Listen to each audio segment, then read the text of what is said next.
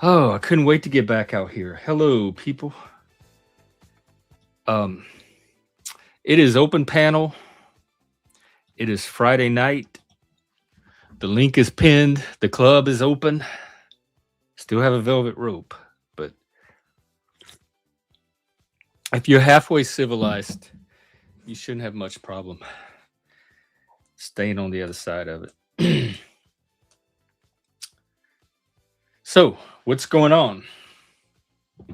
I think I'm just going to do a straight up panel tonight to just chill and hang out. That is the speed I am at right now.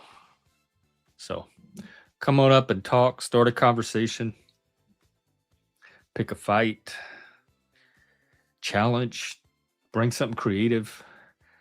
It's a third place. Make it your little home away from home or home away from all the other channels that you need a break from.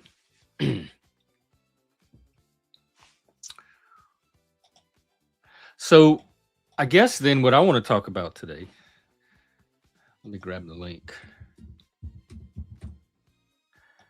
I've been hanging out with these podcast people.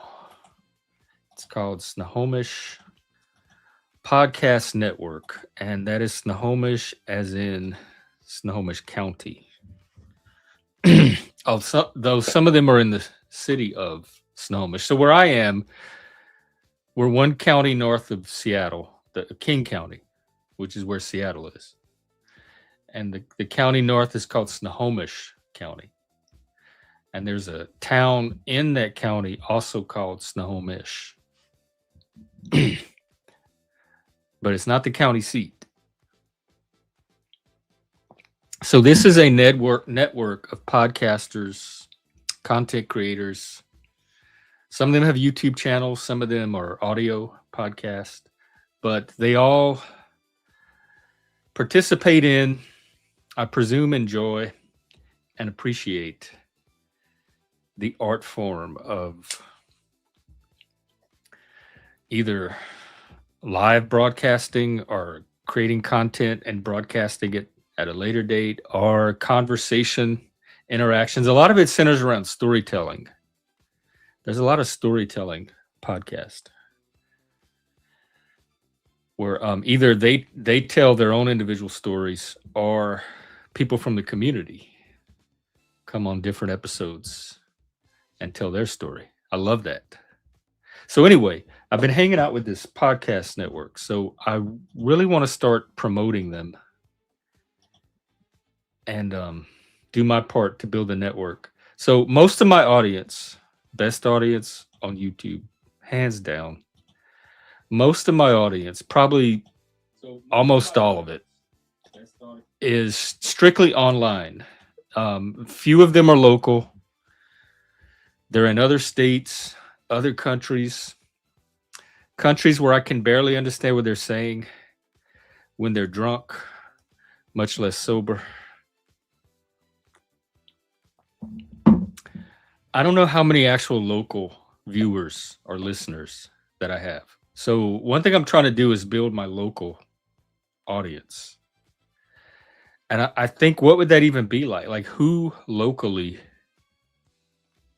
would even listen to a channel like mine? Because a lot of the podcasts in these networks, in this network,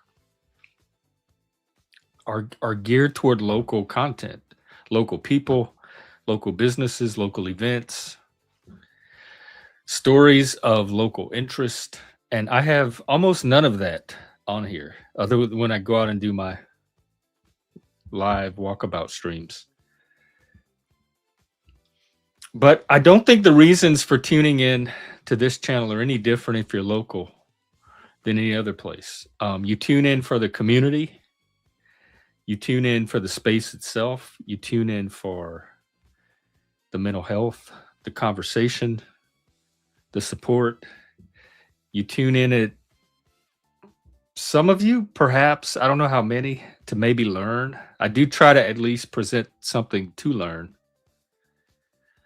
We do try to be educational. Entertainment, another possible reason you might tune in. And what I'm ultimately trying to do is grow a local audience that the channel stuff can spill over into and start to create that larger community effect that I'm looking for. And I wanted the next level of challenge on this thing. And I think I'm at it because taking this in person is the next level of challenge. That brings a whole new set of problems to solve, obstacles to overcome, things to be aware of, layers of nuance. For example, now, and y'all know a lot of crazy stuff has happened on this channel since it started the last 3 years. We're all behind glass. None of us really live that near each other where we have to worry about anything. So we can pretty much say and do whatever we want behind this screen and not have to worry about repercussions. I know some of the other channels have less of that issue. There are repercussions, but on this channel, I can pretty much sit behind here and say what I want. In person, or in a hybrid where it's a combination of this and in person, you can still say what you want, but it's different saying it in person. And so learning how to be what I am here and also in person, I think is the next challenge. Because if you're going to mix it, you can't be one way in person and then a different way on here, where people would just come and say, "Oh, well, who's the real Jeff? Is it the person I see on YouTube every day acting one kind of fool? Or is it this person in front of me acting completely different?" Like, that wouldn't work. So you pretty much, if you're a certain way on here, especially over time consistently, and then you're trying to do something in person, you pretty much have to continue being that person, that whatever you are on here. But also the boundaries are a little looser on here. Socially, the social norms definitely are not the same as real life. Yeah, Sean, I was talking about, well, technically I could turn this into a podcast. You just click a setting on YouTube and then it turns your YouTube channel into a some of my shows are podcasts. I have them on playlist. But this is part of a larger network of podcasts, mostly podcasters. People, I'm one of the few people in it, I think, that are mainly YouTube based. So a lot of them, they have a podcast that goes out on these podcasting services, Spotify, Apple. There's other podcasting services that you can listen to them on. And in addition to that, a lot of them will also have a YouTube channel that they'll either do content on themselves or they will feed the podcast to as well.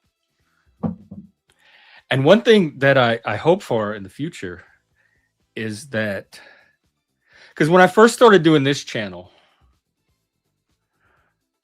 there were probably 4 or 5 other channels kind of doing similar types, like open panel, these types of conversations. And we had put our heads together in the beginning and kind of had the idea of creating a little network of channels where we could share guests, share audiences, and each one of those channels that I went on, my audience would expand. I did a lot. I got a lot of growth that way from being part of a network of channels. And we ended up not doing it formally, but informally, we had this collection of channels that we would all share audiences between. We'd go on each other's panels. They would come on mine. And a lot of my initial channel growth came from that. So this is kind of that idea, but in person. With people have individual podcasts and their individual audiences. And so if I begin to go on some of these local podcasts, they get to know about the work I do on here. I get to start getting in touch with the local audience. And then if somebody local wants to come on here, they can get in touch with a wider audience beyond just the local if they're looking to grow their channel with people outside of just the local audience. So it could work both ways. But my next plans are to have some of the podcast people maybe come on here and I go on some of their episodes. I think it helps all of our audiences that way, and it helps the network. I want to look at some of the podcasts in the network.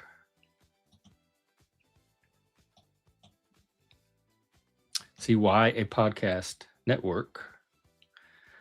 More than a collection of shows, it's a hub for local voices, stories, conversations. And another thing it is, I'm discovering, and a lot of potential for, is it's a community. And we talk a lot on here about community. And for someone like me who has been I've been doing this solo pretty much since 2020.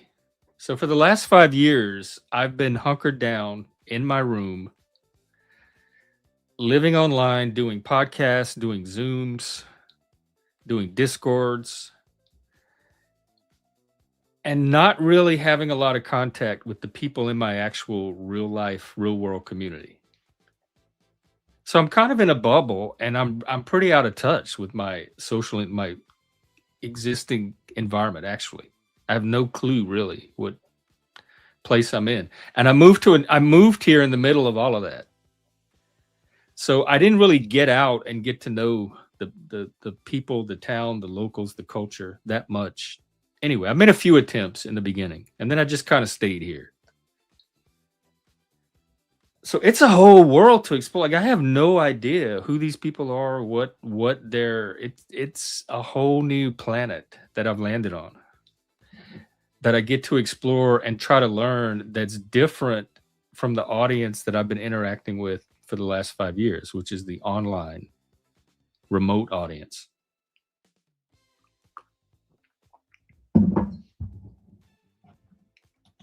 Okay, so I want to take a look at some of these podcasts, just to give an example. And also, we have the World Cup coming, I think next month.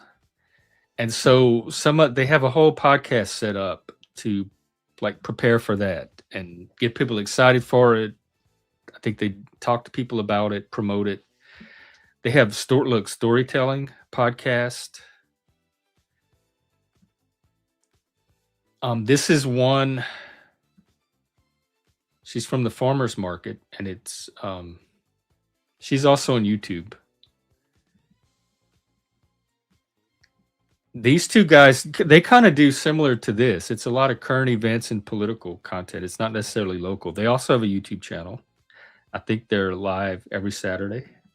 So this is the kind of like network and podcasting that people are doing around here. And so we meet in person, we share ideas, we inspire each other, everything that a hobby community or professional network is used to doing.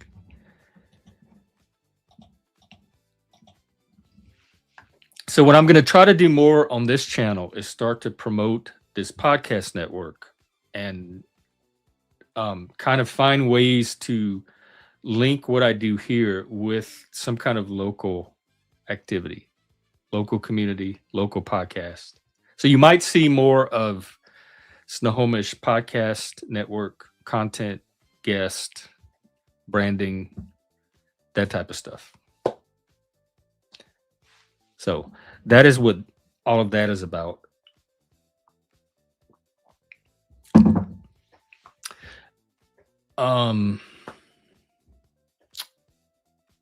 Really, what's new with you?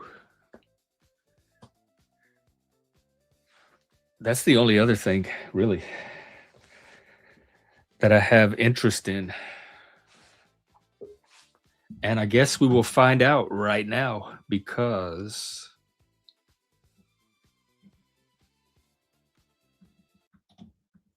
hang on. We got it live.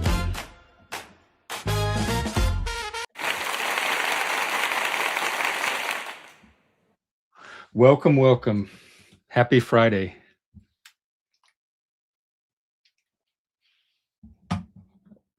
Oh, is your mic doing its thing? Inshallah. Ah. Allah Akbar. What does that mean? It means God is great. Inshallah. The universe is great. And Christ is king.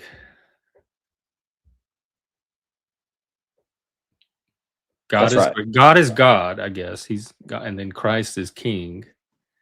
And inshallah, God is great. Glory be. Amen. To the universe is epic. For the atheists. Is epic? The atheists believe that. Is what? The atheists believe that the world is epic. Epic? What do you mean epic? I mean, it can be. Well, it's big. It's huge. Oh, epic in size? Like the universe. The universe. Well, I think the universe is big, but I also think it's relative and finite, I believe.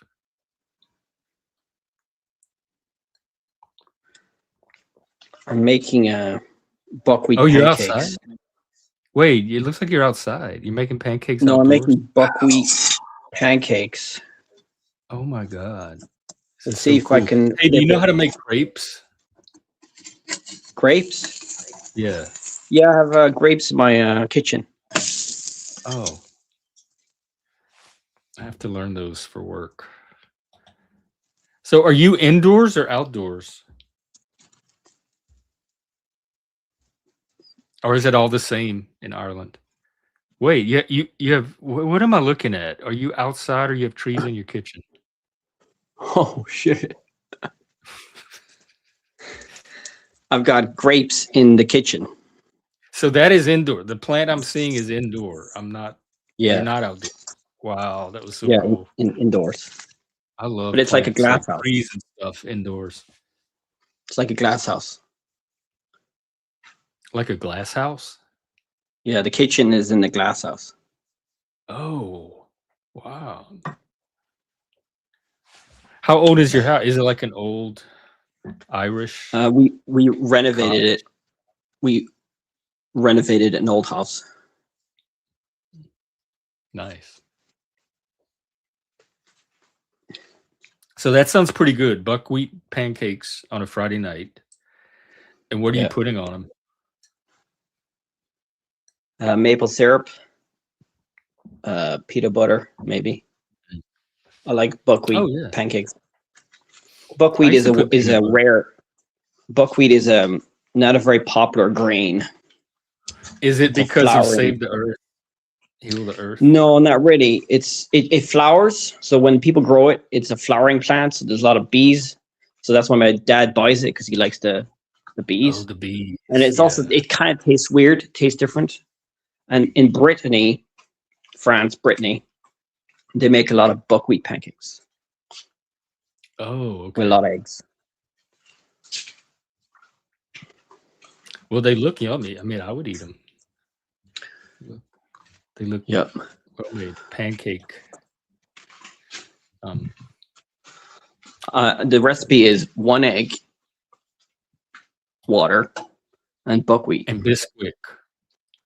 Or Aunt Jemima. Buckwheat. Do y'all have Aunt Jemima in Ireland? Is there an Irish version of Aunt Jemima? Is that like flour? Well, she was syrup, but I think she had pancake mix as well. Like Bisquick. All right. It's like a company that sells flour. More pancake mix. What company was she with? Hang on. Because now it's a new brand. The woke people came and banned her, canceled her. A whole bunch of mascots got canceled. Let's see. General Mills, maybe. Pancake mix, table syrup, and other breakfast food products.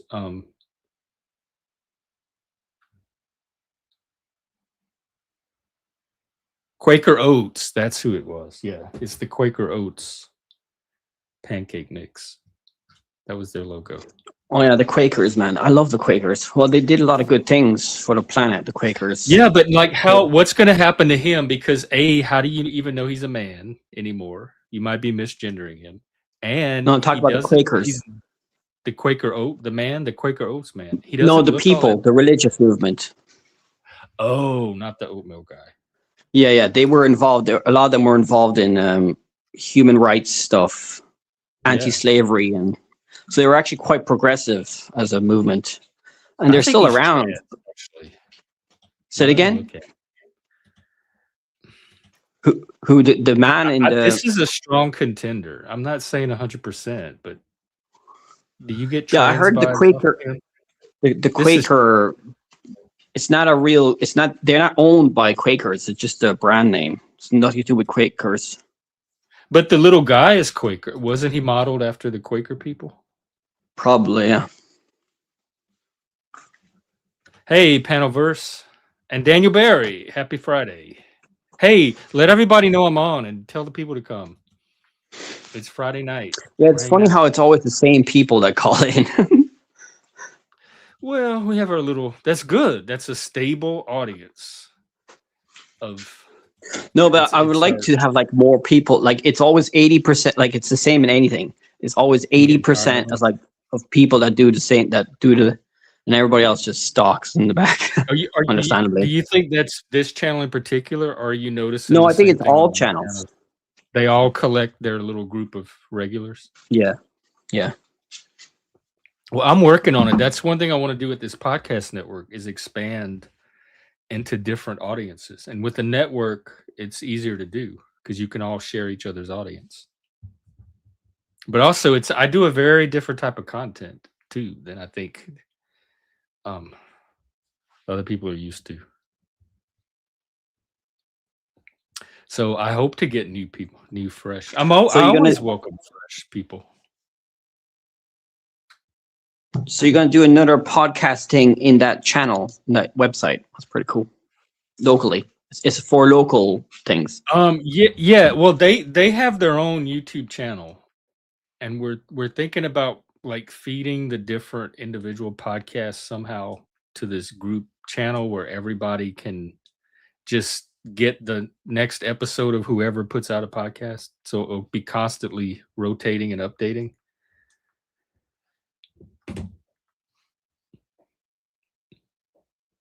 So they have a YouTube channel and that they'll be promoting, and we can cross promote each other's content as well. So if somebody in the network is doing an episode on something that I think is interesting to you guys, then I can promote it here and say, hey, everybody, go watch this podcast. It's going to be about this topic, and I think you'll like it because it's something we talk about here. So stuff like that. And then the audiences grow gradually from that. The more you cross-pollinate. Yeah, man. And tell all your friends too. That's another thing I tell people. Bring a friend, tell a friend, spread the word. Word of mouth is really where I'm trying to grow, or how I'm trying to grow through. I don't really worry about the algorithm.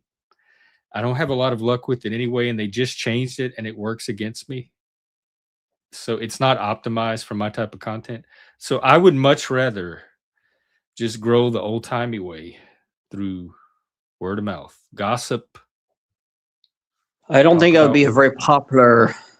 I wouldn't bring in a lot of guests because I have quite controversial views. Well, not really, but people don't agree with me, especially in the right wing side. The right wingers probably don't like me. I think they just think you're a climate nut. You like the typical prototypal climate nut. Yeah, I mean, climate change is not very popular online, I don't think. Should be, though, but I don't think it's as popular as it should be. To me, it's more popular than its popularity is out of proportion to its actual threat level. I'd like to see it a little less popular, but I don't have a problem with people talking about climate and advocating for it. Yeah. So what else do you want to talk about? I don't know what's going on in your world. What did you do today? Well, I was working carpentry. Carpentry, Yeah, like around the house, or for yeah, some kind fix of up a job? roof and a Oh, job. did you play with the bees? No, I don't work with the bees as much. Oh, I only help a bit with the harvesting mainly. I used to help more, but not as much. I don't like beekeeping as much. I used to think beekeeping was great, but since I know about the environmental impacts, I'm like, I don't think beekeeping is as important as I thought it was. So I don't think I'll I keep thought it bees when I'm gave older. like without bees, we're like I worry more about the bees than the climate because the bees have the potential to throw us off way more than the climate if the bee population No, reduces. what's Wasn't that a more big important to danger keep for a is while? to keep the what's more important is to keep the wild pollinators safe. So Right, yeah, if we because just if they're not reduce, pollinating, then that throws off the whole ecosystem. yeah, but if we reduced monocultures and reduced pesticides and herbicides and stop plowing as much, we would increase the insect population, and then we'd What is, not a require monoculture? monoculture means you grow only one plant for a lot of acres. So like if 1,000 acres of corn, naturally that wouldn't be the case. In nature, there'll be like 50 species of grass or wild plants in So an grow African. weeds with your corn. So Growing some basically, weed. the future of agriculture to me would be like regenerative agriculture, organic permaculture. Agriculture that just grows itself and harvests itself. Well, no, The agriculture corn will chop obviously itself will down. be, if you want to save the wild pollinators, which there scientists I follow say there's about 70% reduction in insects in Europe, maybe more less. So if you want to not kill them all, you have to change agriculture, and you don't have to even change agriculture by much. Some farmers are just planting a small strip of wildflowers in the middle of a wheat field, for example, or cornfield, That and sounds pretty. that increases the wild pollinator population or insect population, which helps to reduce the pest population of the wheat field because So there's plant some insects. flowers next to your corn. Yeah, because the insects What that survive on the wild pollinators also eat the insects that eat the corn. so, 70% sounds like a lot. What caused such a drastic Well, drop? it's mainly agriculture change. So in Ireland, for example, we changed from hay. So back in the 70s or 80s, we used to only cut the grass for hay, and that was like maybe once a year or twice, and that was to make hay to feed the animals in the winter. But now we do silage, where we cut the grass maybe 3 times a year or 4 times a year, and there's no room for there's no room for wild plants, and we only grow like one species, two species of grass. So you basically have like two grass species, where back in the old days when there was no artificial fertilizer or pesticides or herbicides, you would have like multi-species grass. Is wilder the grass, so they have more So it insect population. sounds like a lot of it involves like rolling back to a previous way of doing something as if the modern, like the innovations were more of a liability than an advancement. So is that Well, some no, of the issue? Is that all the actually, modern stuff is not actually as good as we actually, think? I could be wrong, because the intensification of agriculture has actually reduced the amount of land needed. So actually, there's a lot of land now in Europe going back to wild, because the intense of agriculture does not require as much land as before. But that intensive agriculture does not support as many wild animals. So the EU nature restoration law that just passed there, they're going to give more money to farmers to give more space for wildlife in farming. that will probably increase the price of animal products because 70% of all farming is for animal agriculture. So if you make agriculture more eco-friendly, you will make it more expensive. But if you subsidize it with government subsidies, which the EU have plenty of money for, because we know we make money destroying the planet. I thought you were poorer than Mississippi.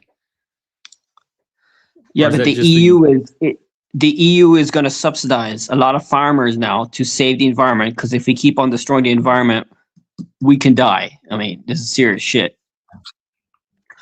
So they're going to subsidize. And this happened already. Costa Rica did this.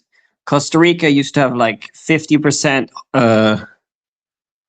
rainforest, and then they cut half of it down for beef, and then they subsidized the farmers to rewild it to not farm there anymore, and it grew back. The forest grew back, and they're still giving money to the farmers to keep it wild. So now Costa Rica makes money mainly from pharmaceuticals and technology from American. It's basically like Ireland.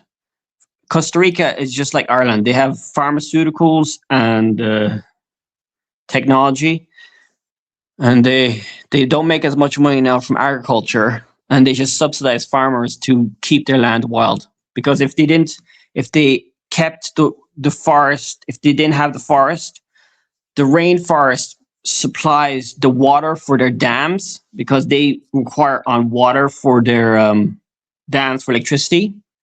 So if they did not have a forest, there would be no more water for the dams, because the forest makes its own rain. It's the same in the Amazon. If you keep on cutting the Amazon for animal agriculture, you'll reach a tipping point where the Amazon turns into a savanna, which will reduce the water supply for the dams of Brazil, because Brazil. Well, I guess we haven't reached it yet because it's not a savanna. Well, we're close to reaching a tipping point. Brazil requires like 70% of its water from dams. And if it keeps on destroying its forest for animal agriculture, which is the main cause of deforestation around the world, is animal agriculture. Maybe it's less now. Maybe it's a lot of it could also be palm oil, but most of you like plants more than animals or people, like, because every one of your solutions involves reducing animals or people somehow so that the plants can thrive. Well, no, if we keep on destroying nature, we can reach tipping points which could affect us humans. I'm not saying we should reduce. I'm not like a fucking eugenicist that wants to kill all the humans, okay? I'm just worried that if we keep on destroying nature, we will destroy ourselves. I'm not trying to fucking kill everybody. And I don't think we will, but like, who knows? So, well, if you look at the stats, the reduction of nature, the biomass of nature destruction has increased. We've reduced the nature by 70% since the 70s. What do you mean the nature? Like, it's something that we go out and measure. What is what's the nature at this year? No, the biomass, the weight of wild animals. The weight of wild animals. Yeah, so we basically like reduced the wild thing biomass, like the trees, the wild animals have reduced by 70% since the 70s because of human population growth. Of them, the amount has reduced? Yeah. Yes. Oh. Look it up. You can ask Rock or whatever. Well, no, I want to know why somebody would track a cat. Like, why are you tracking your cat? Is it so when he goes outside that he comes back, or the indoor? Why? But I don't understand why it's updating every 10 minutes. Like, I don't know. I don't understand this cat tracking thing.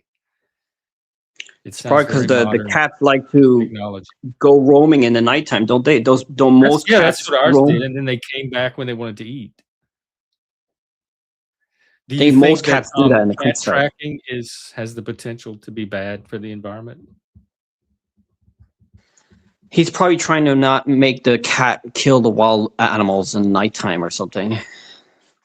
Oh, like if he sees it getting too close to a mouse, but then you'd have to track the mice too to know where they are. Yeah, no, I don't think. I mean, it's quite cruel. I mean, some people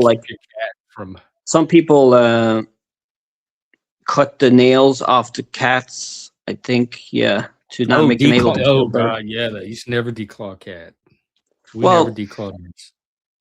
in Australia and some places in the UK, a lot of bird, the reduction in bird population, a lot of it could be because of cats. So we have wild cats here that survive in the wild, I think, and they probably kill a lot of birds. And so if you look at all the stats of nature, wildlife is going down a lot. So you gotta be careful. We don't want to have no more nature, do you? That would suck.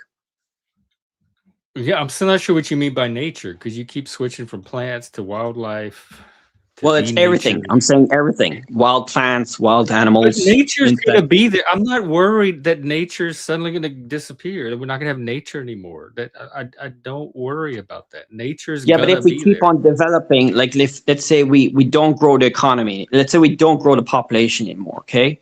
But we still grow the consumption of resources. Like Well, let's we say become we do grow the population because why would we okay. This is stop trying ask to the AI. thrive and prosper?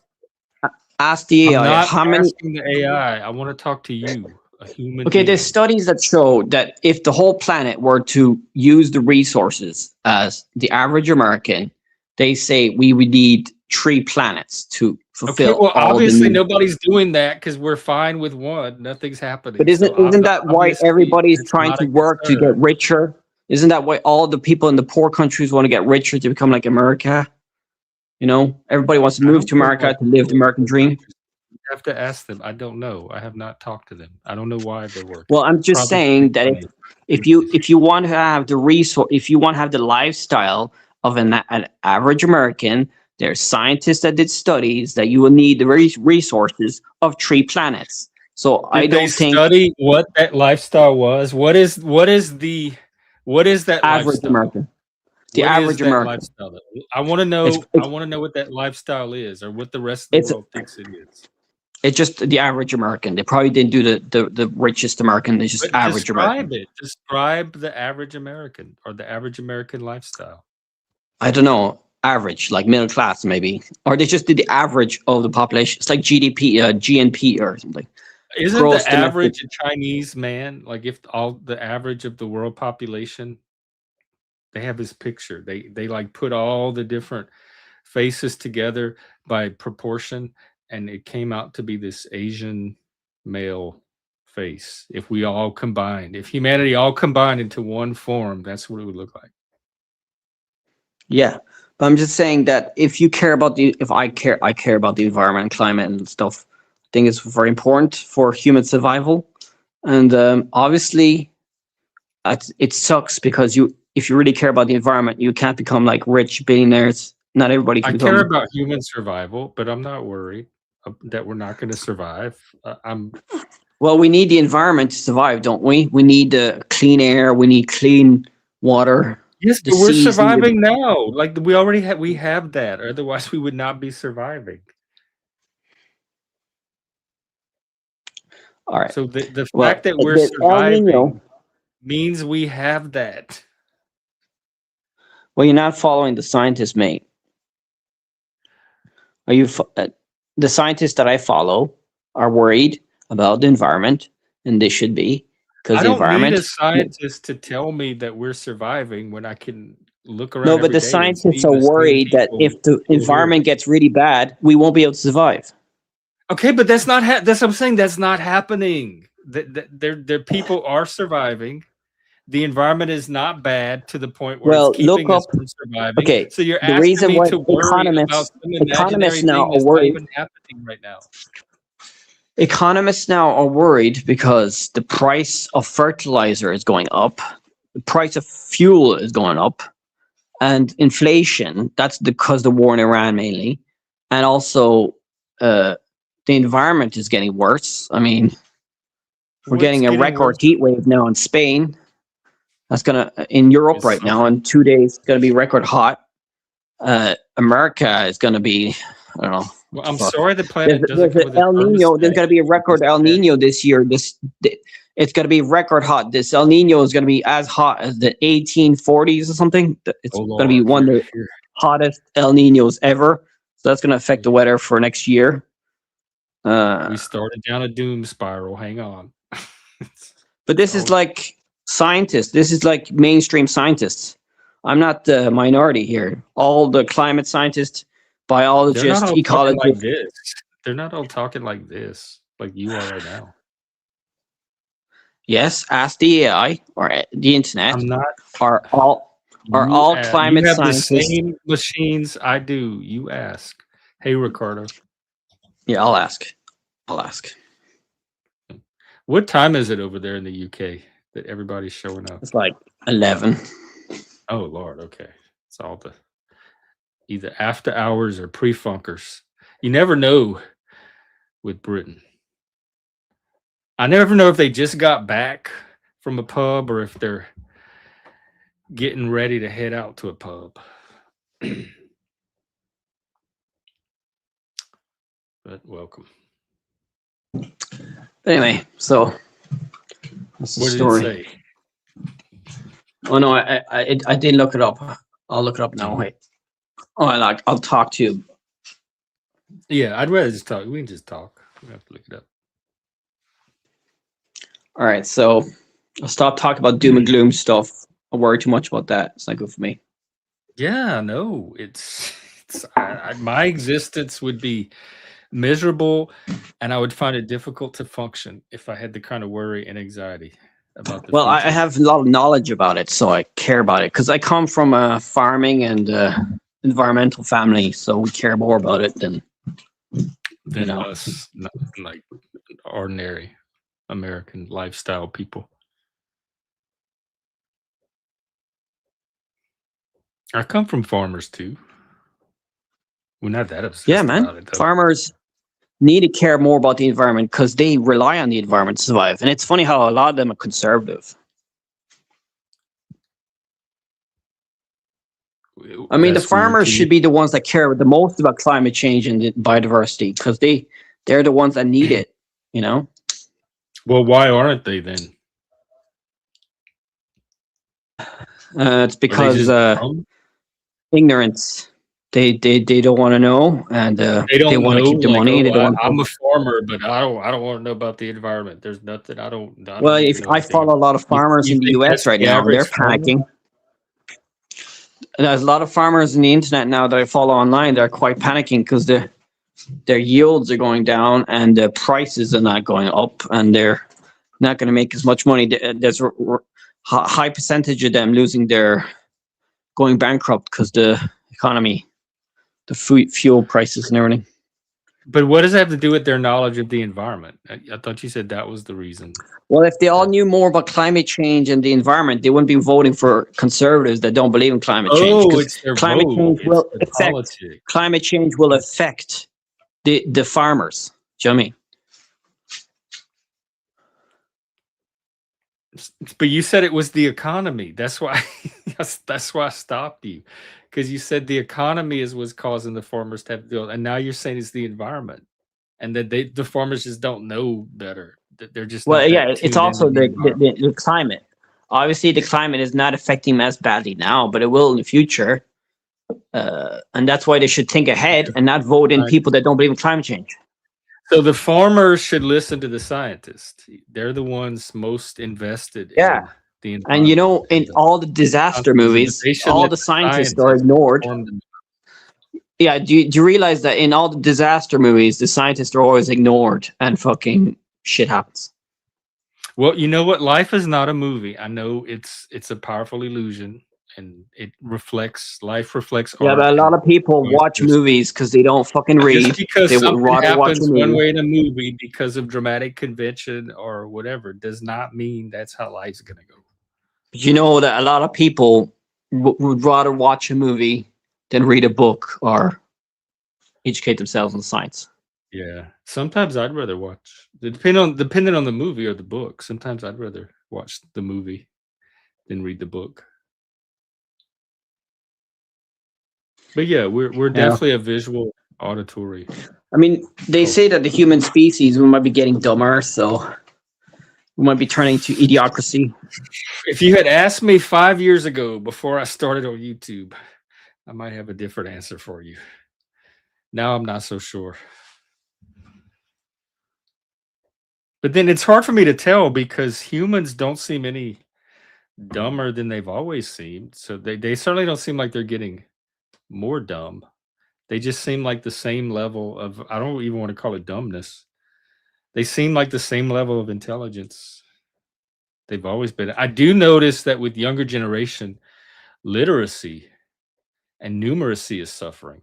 That seems to be their ability to spell, their ability to decode big words or complex text.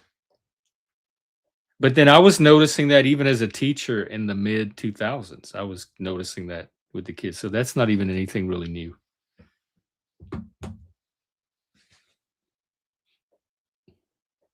And then the social skills too.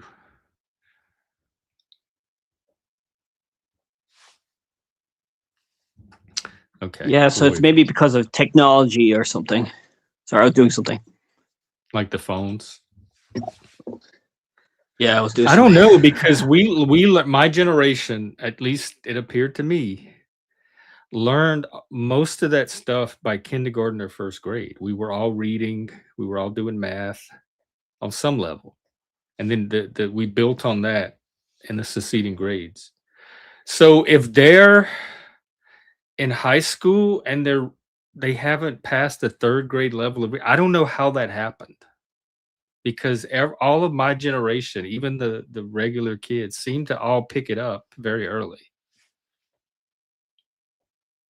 And I went to Well, I public heard the school. education standards are lower in America than Europe. Maybe I could be wrong. I wonder what they are compared to Europe. That might be a worthy episode to do. One is compare the education standards. They certainly know are that funded, not laws. That's why they're called public schools. They get public funding, tax dollars, levies. There's all kind of mechanisms to fund schools here built into governments, local governments, county governments, state. So our public schools are definitely funded. Like, they're not privately funded. We do have private schools that people can pay for if they have the money. But our public schools are definitely funded publicly. I think what you mean is maybe they're underfunded. They're not funded at the level needed to educate. And I used to be an educator with the right people. And I think that's really part of the core of the issue is just the right quality of staffing is just not out there. But with the right people, it is not that difficult or complicated to educate people on a basic level to deliver that educational service. It doesn't take a complex machine. They used to do it in one-room schoolhouses. So the activity of education, the practice of educating, is not that mysterious or difficult to deliver. So even with low funding, well, I'm trying to educate you in the climate stuff, but you're denying it. Educate to some degree those kids. Say again, Sean. I'm trying to educate you in the environmental stuff, but you're fighting back. So, well, I'm not. It's not that I'm fighting back. It's that you're probably not doing a very good job of it. You keep telling me to trust scientists, go watch YouTube, certain YouTube videos, the same stuff that every person that comes on here and tries to convince me of their particular worldview tells me to do. So I listen to yours the same as I listen to everyone else's, but I don't actually go follow up on all those sources. Yep. Dude, did you hear about I think there was a black man that was killed in Dublin there a week ago. It's like a George Floyd event. Oh, not and it's all. Like exactly like George Floyd. He even looked like George Floyd. And there's loads of protests going on right now because was it a drive-by shooting? No. Injures 2, police chief says. Dublin airport law, high school redistricting, driver killed in crash. I'm not seeing. No, sorry. It was a black guy that was, I think, in a shop, and he was arrested. I don't know why he was arrested, and he got choked. You I have a think link like for it? like Mine.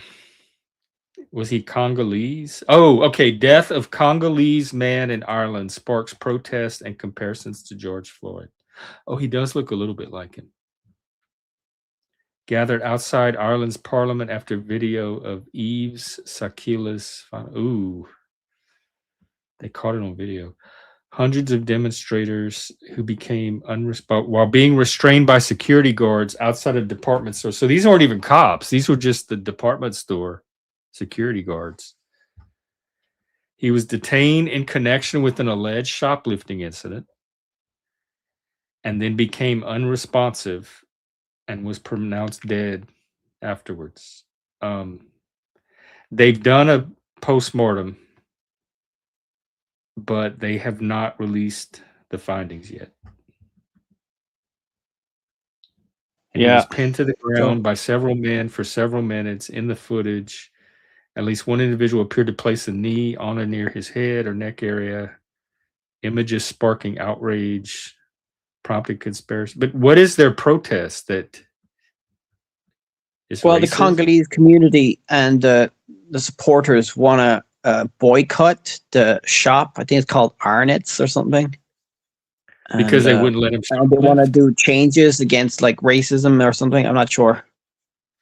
But where's the racism, especially if he actually was shoplifting?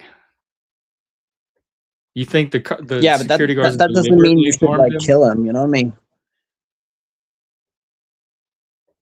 Do you think the security guards deliberately harmed? That's pretty bold. Let's go deliberately harm a person in public just because they're black.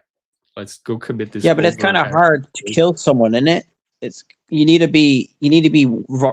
Was he drugged before? Because I don't think I'm hearing it from you for the first time. I have no idea. Well, I'm just saying that whoever was arresting him didn't do a good job, because you don't have to fucking kill someone. And they said they haven't released the findings yet, so they know what happened. They're just not telling us. And so, what would be the reason for holding back? Maybe he was. Well, maybe he was on drugs, but it's exactly like George Floyd, basically. But yeah, no, thank you for letting me know about the story at least, because it's just like a mini George Floyd, basically. It's mad. That's what they're saying. Anyway, but so wasn't George a lot of drama on this planet, isn't there? Fucking hell. Wasn't the big protest about George Floyd was that the cops themselves were racist? Like the reason they treated him that way was because he was a black man? Yeah, they probably treated him worse because he was a black man. I'm not really hearing that as explicitly in this case, at least yet, from the little article I've read. Well, we'll find out. But I wonder, is that what they think? Like the cops are just going about their day, doing their job, patrolling, giving tickets, and then they see a black man, and they're like, "Hey, a black man! Here, look, we have a chance to do some racism now. Let's go get this black man and harass him and give him grief." Like, is that what they think is going on in the mind of these cops that keep getting? Well, yeah, they have the prejudice of a black man. They probably think that black people are more likely to be criminal.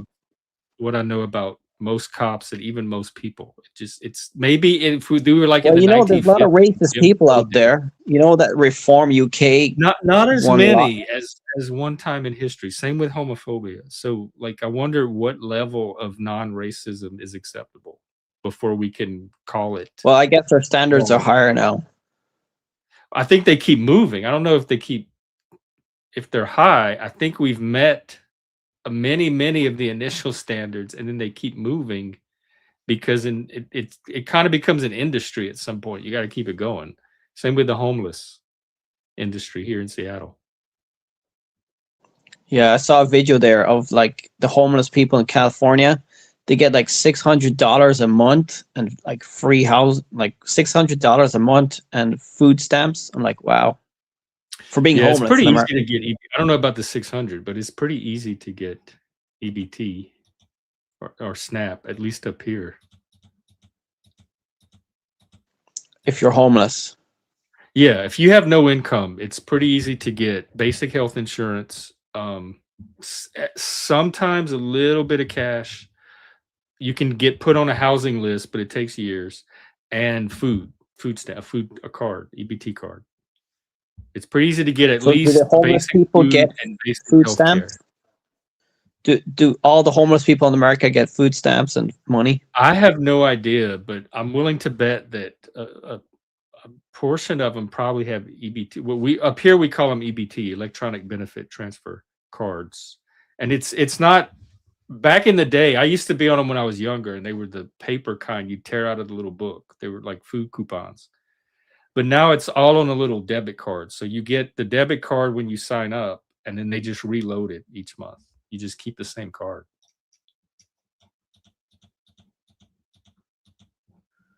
Yep. Let's see. Do you is yeah, but not lies. You're gonna have to show me that stat that we do drugs at the same rate and the same type of drugs.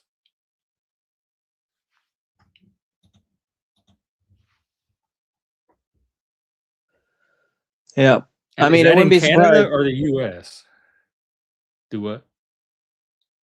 I wouldn't be surprised if the woke agenda keeps on going. That the whole planet will be just one world government, People, and it'll be you no know more what people racism. are saying? It's gonna go underground and it's gonna change language. So when it resurfaces, you're not gonna recognize it as woke because it's gonna like be dressed up in something else, some other jargon. The woke agenda is winning. I mean, if Trump loses, I don't know It if didn't the win here. Did Democrats. you see the 20 was it 2024 election? Did you look Yeah, at the but map Trump like the is results doing map? really low in the polls. Trump is doing low in the polls. He's probably going to lose It the doesn't mean woke midterms. is winning. Well, the left wing agenda, the progressive agenda, the Green Party. I mean, I Well, want the Green what is Party your to do idea better. of winning? What shows you the victory? What are the victory signs? Well, it's probably a bit late now, but I want at least I want that once humanity goes out because of climate change, biodiversity collapse, and economic collapse, that we at least go with a bang and like be more progressive as we go. You know what I mean? Kamala Harris said it is. So not laws. You need to go talk to that lady and get on the same page with your team. I was being She said we need to be facetious. more woke. She said, hell yeah, woke is real. And you know what? We need to be even more of it. More of this thing that you're saying doesn't even exist. Kamala was saying not only does it exist, but we need even more of it to exist. Needs to be even Yeah, the whole more planet needs to get of a woker. real Jesus needs to come back and make the whole planet woke again.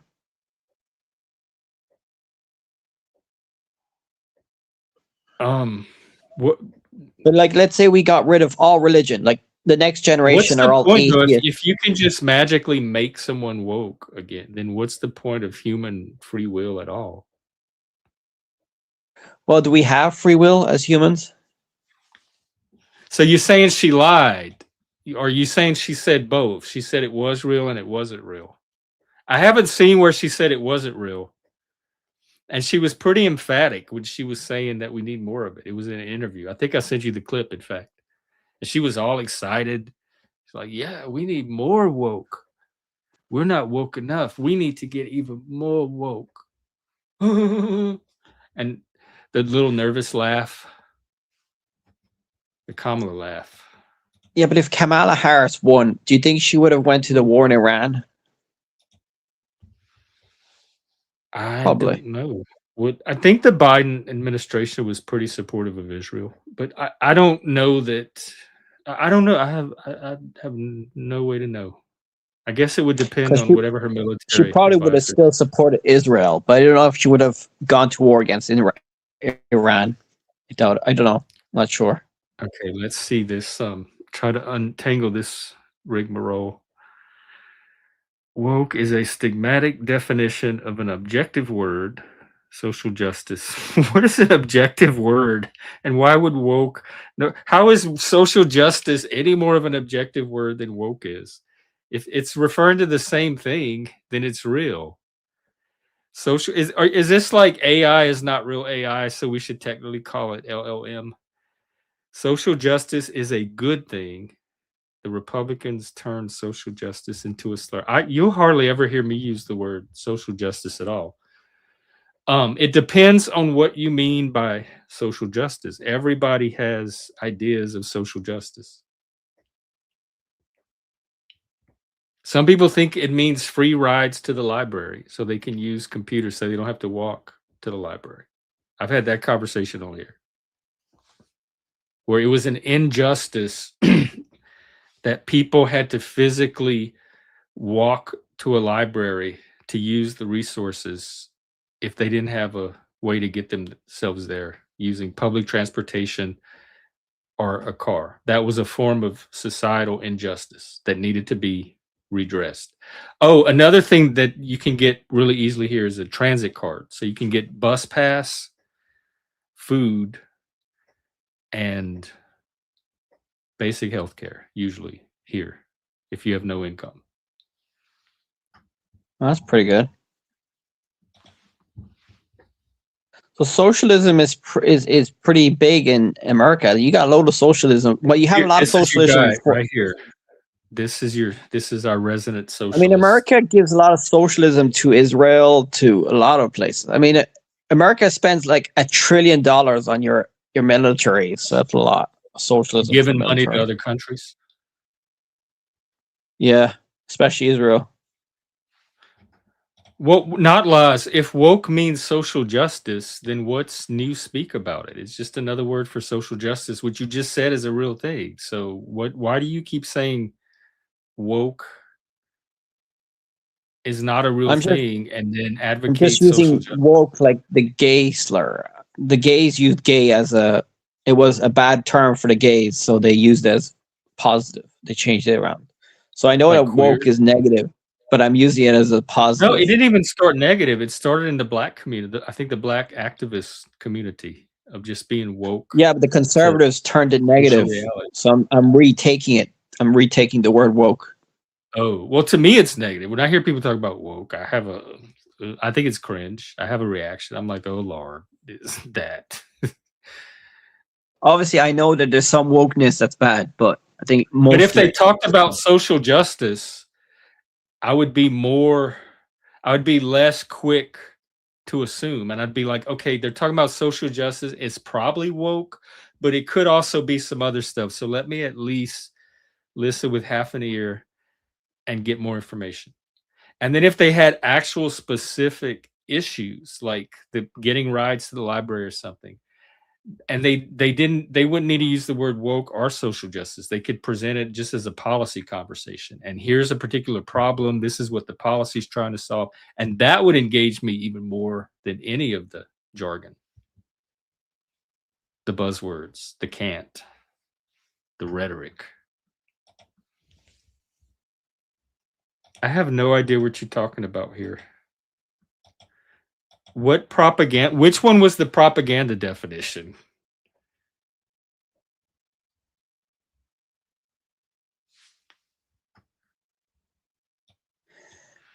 Well, it's funny how this is a Friday night. I came here to relax.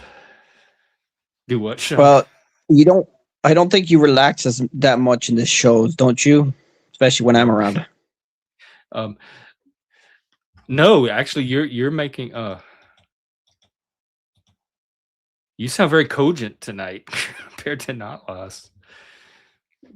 Yeah, no, you're right. Usually you're the one I'm more inclined to be frustrated with, but when not law's around, that bumps you up a tier and you seem normal and pleasant. Well, not loss is woker than me. I'm like 69% woke. He's like 90. You're more climate woke though. I think that's where your wokeness is on the climate side of things. Environmental justice. But I'm less on the social side. About that, and at root, that's what this is. I think that's one of my ultimate issues with wokeness.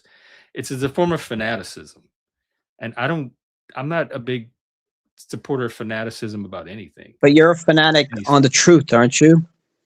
Yeah, some could accuse me of that, but I think that's important for a society to keep a shared civilization going. The truth has to be important to some degree, to some people, for that to happen. Leave them. Leave them in the ground, under the dirt. I do not want their little zombie hands coming up. Their little zombie Oh, they're heads. still out there. Let's The call it social justice warriors. a trend that has seen it. It's like the hula hoop or something. It's the trend. It's seen its day. We can all look back, have a good laugh,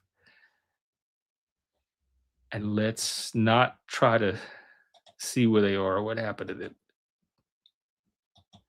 They're not lies. They're real up here where I am, especially in Seattle. They're definitely real in Seattle. And people will identify, they will tell you to your face, I am a social justice warrior, or they'll have it on their business card or their profile. So there's enough people up here that at least act as if it's a real thing, that it's real. Yeah, but what does that mean? Is it like pro LGBT, pro trans, It's all the pro letters. socialism, We pro looked at it the environment? other day. It's way more than LGBT. There's two LGBT, two Q, QQ plus, NMIA.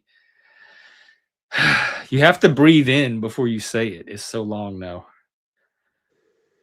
But Yeah, it's support for anybody perceived as marginalized or oppressed, and I guess not enough of their own agency that they need outside assistance from other groups or people.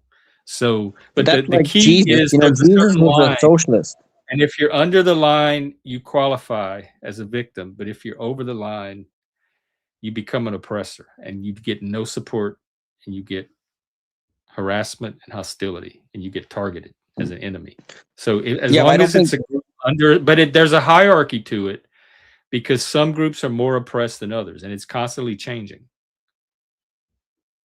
Yeah, but I Like it don't was think the a lot trans of. people for the longest time, and then when October 8th happened, October 7th happened, then the Palestinian people bumped to that spot, and the trans people were moved up as a little bit less oppressed than the Palestinians. And so for a while, there was this wave of Palestinian support that trumped trans issues. And then I don't know what the current oppressed group is.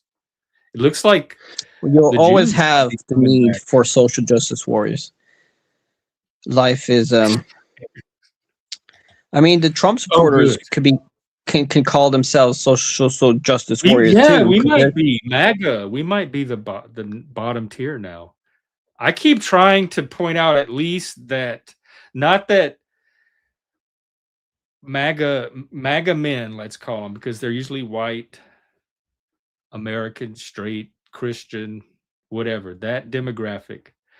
Not that they're the most oppressed, but that when you're talking about all these other groups and describing oppression and what they go through, that this group goes through the same thing from you guys. So if you care about oppression and inclusion, it needs to be for all people. And I mean, the so predator for that needs to reason, have. we are definitely somewhere at the bottom of the pyramid. But I don't know if we're the lowest, but at some point we probably will be. I mean, the billionaires. Like, if we tax the Another billionaires a lot oppressed. to solve the environment, they'll get more I think the oppressed. But billionaires might be the new oppressed class, actually. I don't know anybody well, that likes billionaires. I think I'm the only one that can even tolerate wealthy people, much less support them. let's And I say do. the I do social wish them justice the same I do anyone the else. woke. Let's say the woke tards and the left wins, and we tax the billionaires 90% for the next 5 years. Let's say to solve the environment. If I want to be the president of the world, I would tax the billionaires by 90%. Use that to save the environment, and that's it. And watch your civilization go. Well, if we don't What do is that, your climate grief change by with billionaires? What has a billionaire ever done to you other than ideological propagandizing? What is your personal beef with okay, billionaires? let's say I'm a Trump guy. Let's say I'm Trump and I believed in climate change. I would say, okay, billionaires, you're all making your money destroying the planet. So you got to change. You got to make your money saving the planet. If you don't do that, I'll use the military against you. The fear How does that answer of my question? violence from the What has a billion? What have billionaires done to you? What is your grief against billionaires? Well, they're helping destroy the planet. That is the only thing we have left in this For universe. You having know what I mean? money?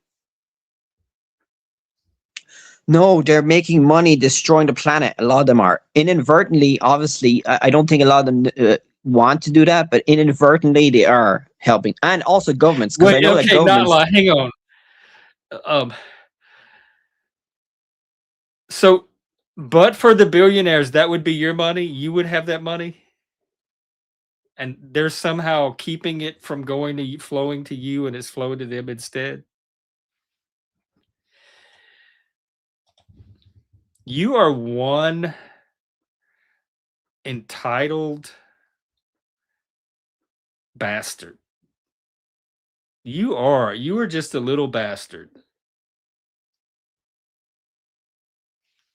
No Well, did society is Roosevelt? gonna. No society is gonna entire like let you just have millions without doing anything Yeah, but for it. didn't Roosevelt tax the rich people by 90% for the war effort or something? We need a war effort for the environmental crisis we're in as humans. No, I we don't. think. No, we don't. No, we don't. In fact, you're the first person, the first and only person I've ever talked to that even thinks that, believes that. So it doesn't seem like it has a lot of mass appeal.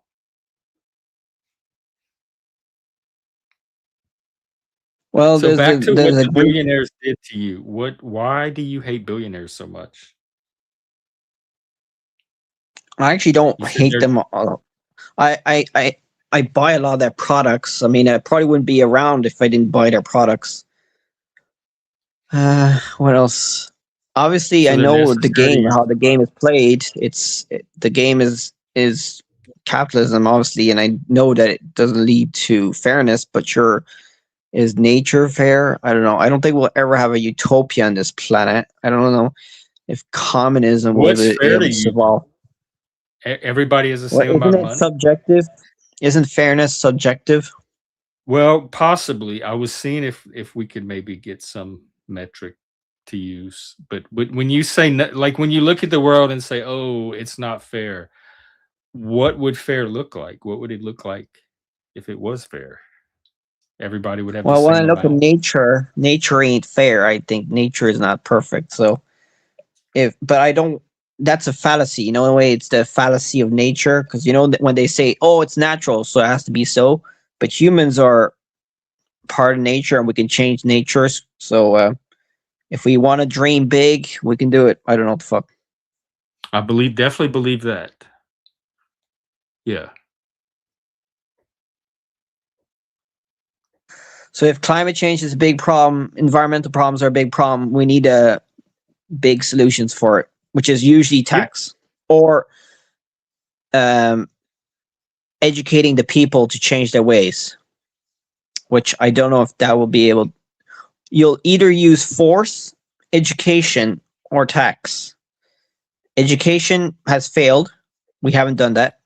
So the next step is probably tax, and if that doesn't work, violence is the end result. Oh no, not if I'm still on the That's planet.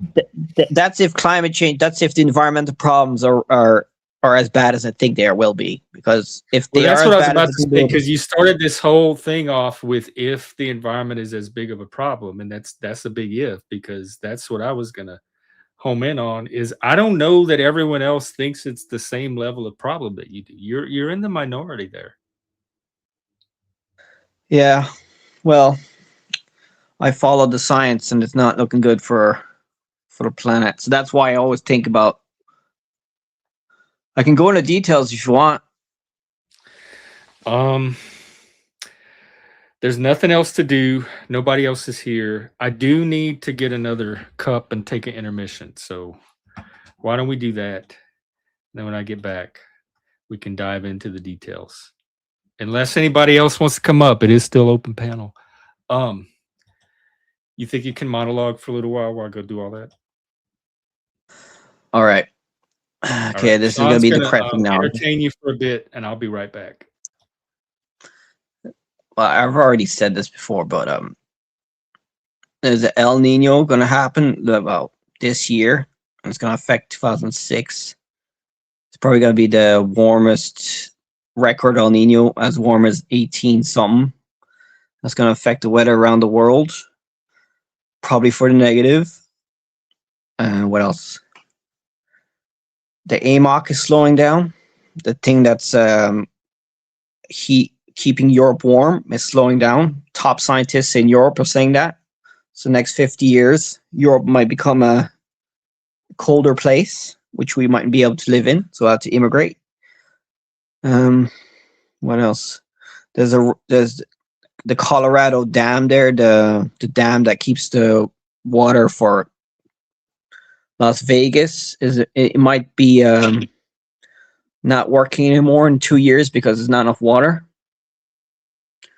So that'll make Phoenix, Arizona, and Las Vegas uninhabitable if it keeps that way. They might be able to produce electricity in 2 years if the drought keeps on going on in Colorado. The Amazon is they're still cutting down the Amazon. Bolsonaro, the president of Brazil, is reducing the deforestation in the Amazon, but it's still not good enough, probably. The good news is that Europe are trying to put regulations to reduce the deforestation in the Amazon because of animal agriculture. So they're trying to not buy products from freshly cut forest. What else?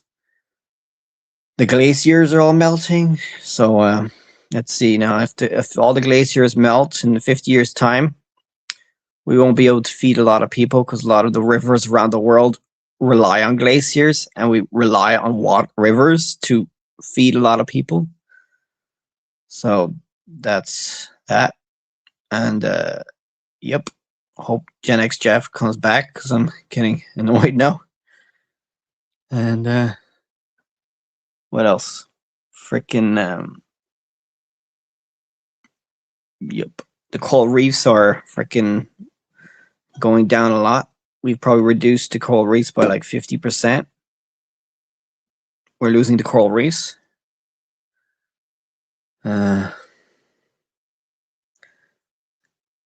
war in Iran is not doing great for the economy of the world. Okay. So I said my monologue. I'm not going to say it again because I'm okay. And the opinions expressed are what is it? Are the opinions of the individual guest and do not reflect the positions of the channel owner or host. I have no idea what he told you, but that is Sean speaking for Sean. Yeah. So that was my free speech there. Hopefully, don't. Yeah, as long as I don't get a letter from YouTube. Yes, free speech. Absolutely. Voice. Sing your song. Get it all out. But I hope that if I'm correct, that we'll do the whole world will change radically. Because if it gets really bad, people can change quite quickly, which has happened before with the viruses, you know. Yeah, look at 2020, how we handle it.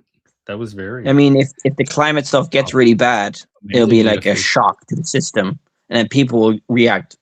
But that's a bit late, you know. It sounds to me like climate change is gradual, so it's going to be noticed over generations. It's not going to be sudden, like a sudden event that humanity has to scramble to neutralize.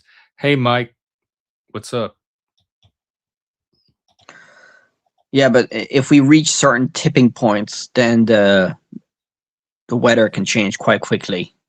And it's Like I also said that the Antarctic ice sheet is has tipped, and there was 10,000 penguins that died there.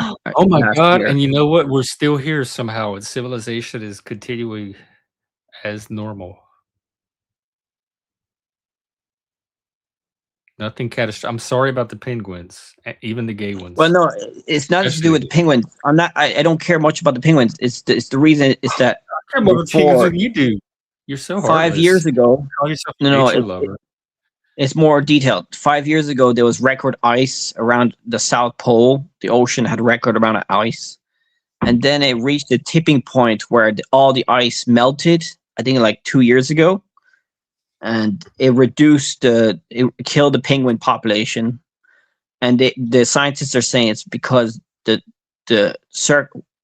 water circulation around Antarctica is it's changed. So that means that the ice is melting more. So that means that the future sea level rise is going to increase faster now because of the Thwaites Glacier is close to a tipping point or something.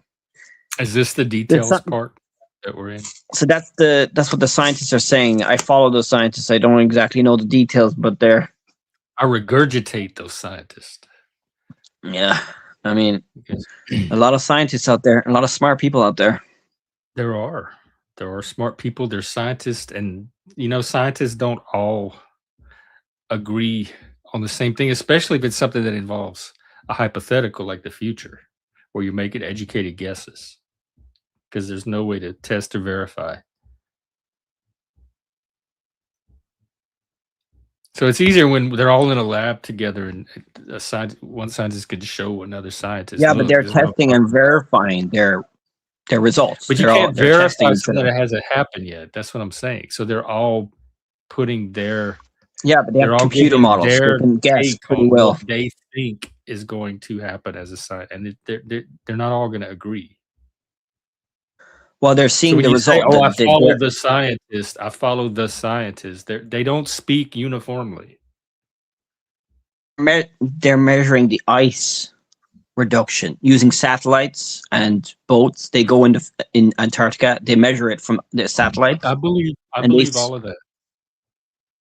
So they see the reduction in ice. So that's not like it's predicting, but it's also measuring real time what's going on. I'm trying to educate you on science so that you don't go around thinking it's this authoritative unified source, and that if you follow a few scientists on YouTube that you're following. Well, if you don't believe me, you can ask the AI and it'll probably agree with me. It's not even belief or not belief. Because all you said was that you follow the scientist. I do believe that you follow some scientist. Yeah, and the AI would agree with me what the scientists are saying. That's it. Even Grok I'm not even would agree saying with that. I'm just saying the point. I'm just trying to make the point, which I've made before, that following individual scientists is not following the science. There's no the science.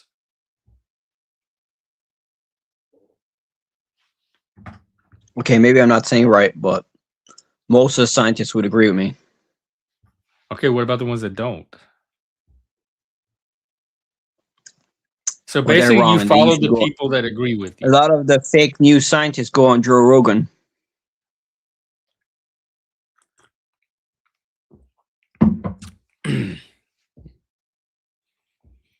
Did we do all the details? Joe Rogan brings in a lot of climate change deniers on his show. A lot of podcasters are not au fait with the science. It's a big industry. Climate, the climate. Yeah, climate denial is pretty popular nowadays. A lot of it is, especially in the podcast world. Catastrophizing. Yeah, and I hope I'm wrong with what I'm saying. I hope I'm wrong with what I'm saying because it's not nice. Well, according to you, you're not, because it's coming from the scientists. Well, you can look it up. You can. That's what I'm trying to chip away at. The people who are listening to me can ask all these things to Grok, the most conservative AI, and I'd say they'll agree with me. The AI will agree with me, or just because an AI agrees with you doesn't mean it's true. Like the AI agrees is not the new standard for truth in the modern world. Yeah, but doesn't the AI like get all its information from like how does AI get its truth? I mean, I from all the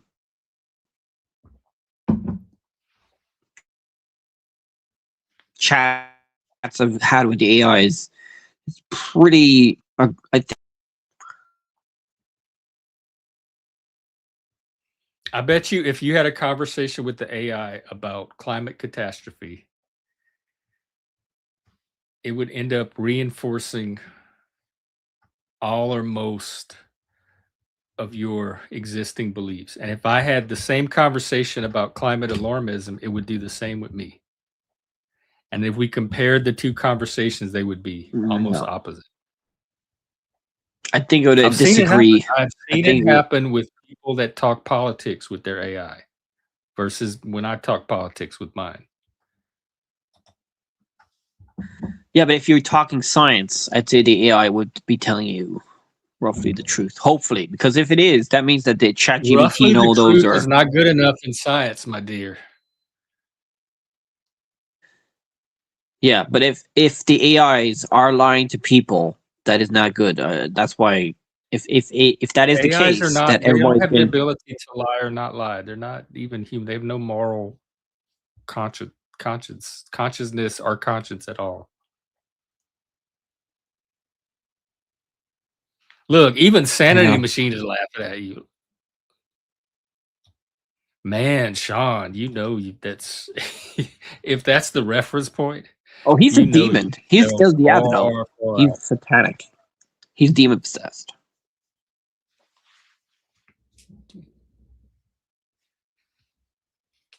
He'll call in now and fucking fight me.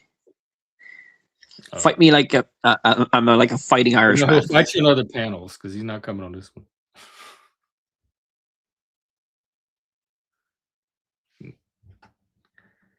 Well, Correct. Then that's fucked.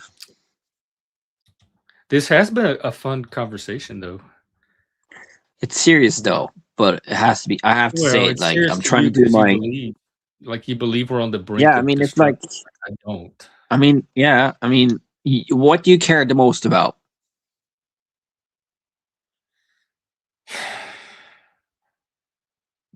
Human life, my life, the lives of other humans, the ability of humans to continue those lives, to maximize those lives, which is thriving, prospering, the ability to continue those lives through succeeding generations so that other people get to experience this miraculous thing called life.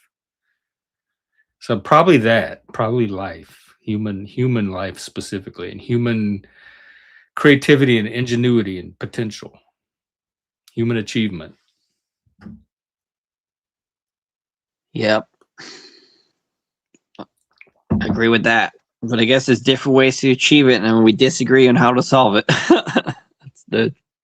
Well, I think we're just pointing it in different directions because you're pointing it far into the future at this projected, perceived climate impending disaster. And I think if and when that disaster gets closer, this human ingenuity will rise to it and will find a solution to it. So I'm not even that worried. Even if it is what you say, generations out, I'm not worried that we're not going to figure out a way out of it. And I aim it more toward the present and the past to a degree because there's a lot of amazing things humans have achieved from the past that we can kind of bring into the present to enhance it.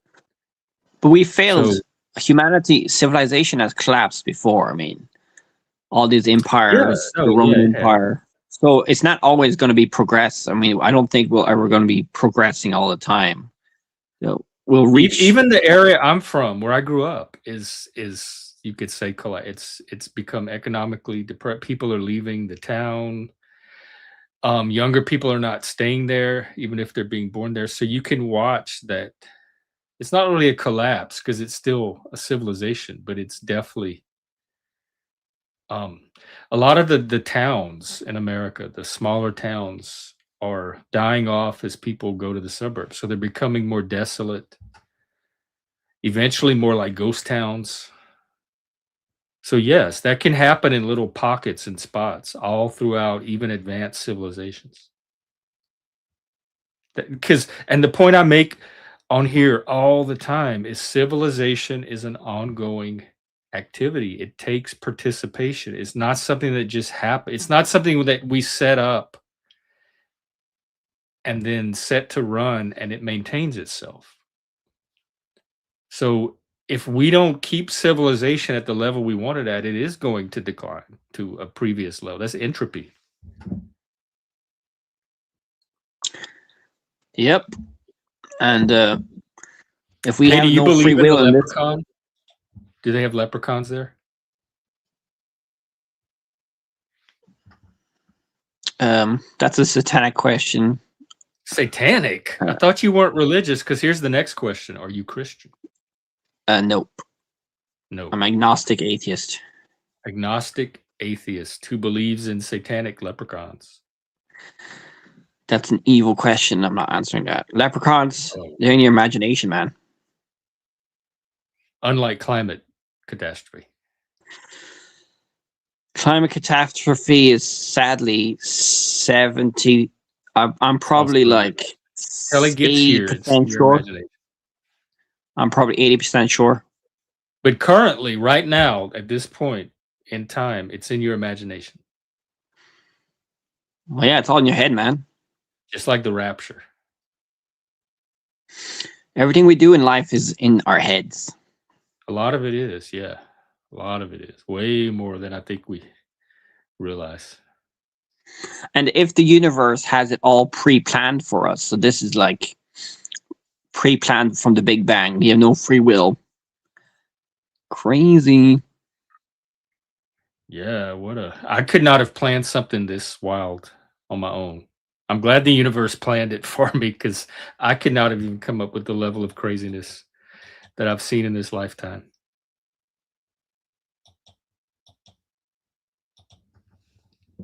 I mean, what type of sick game is the universe playing at? Well, it's not all sick. I'm saying life is pretty cool most of the time. It is mysterious. I will say that life is mysterious. We don't know what it is, where it came from, why we have it, where it goes when we don't have it anymore. And we tell ourselves all these stories about that stuff, but none of us really know. It's here, but what is it? What is it really? Yeah, smart people have been thinking about it forever.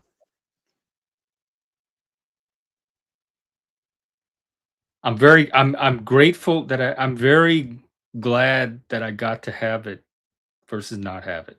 Like I'm I'm I'm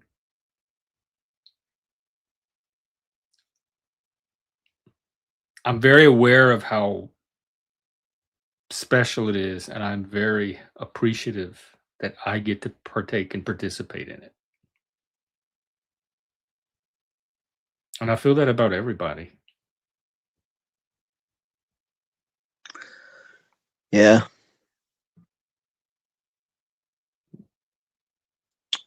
I mean, I'm not the only guy that talks about bad news. I mean, people love bad news. I mean, come on. Oh no, not bad. No, oh definitely not. Have you seen all the conspiracists that come here? We get so many doomers. But you're one of the few, at least in this sector, that is specifically climate targeted. Like your dooming takes the form of climate catastrophe, but we get plenty of other people that are black pilled on. Religious people probably are more than not. I'm one of the few optimists, I think, still thriving on here.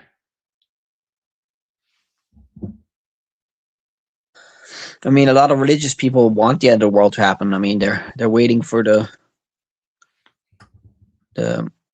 Messiah. Well, I definitely don't. I like the world. I want to keep going.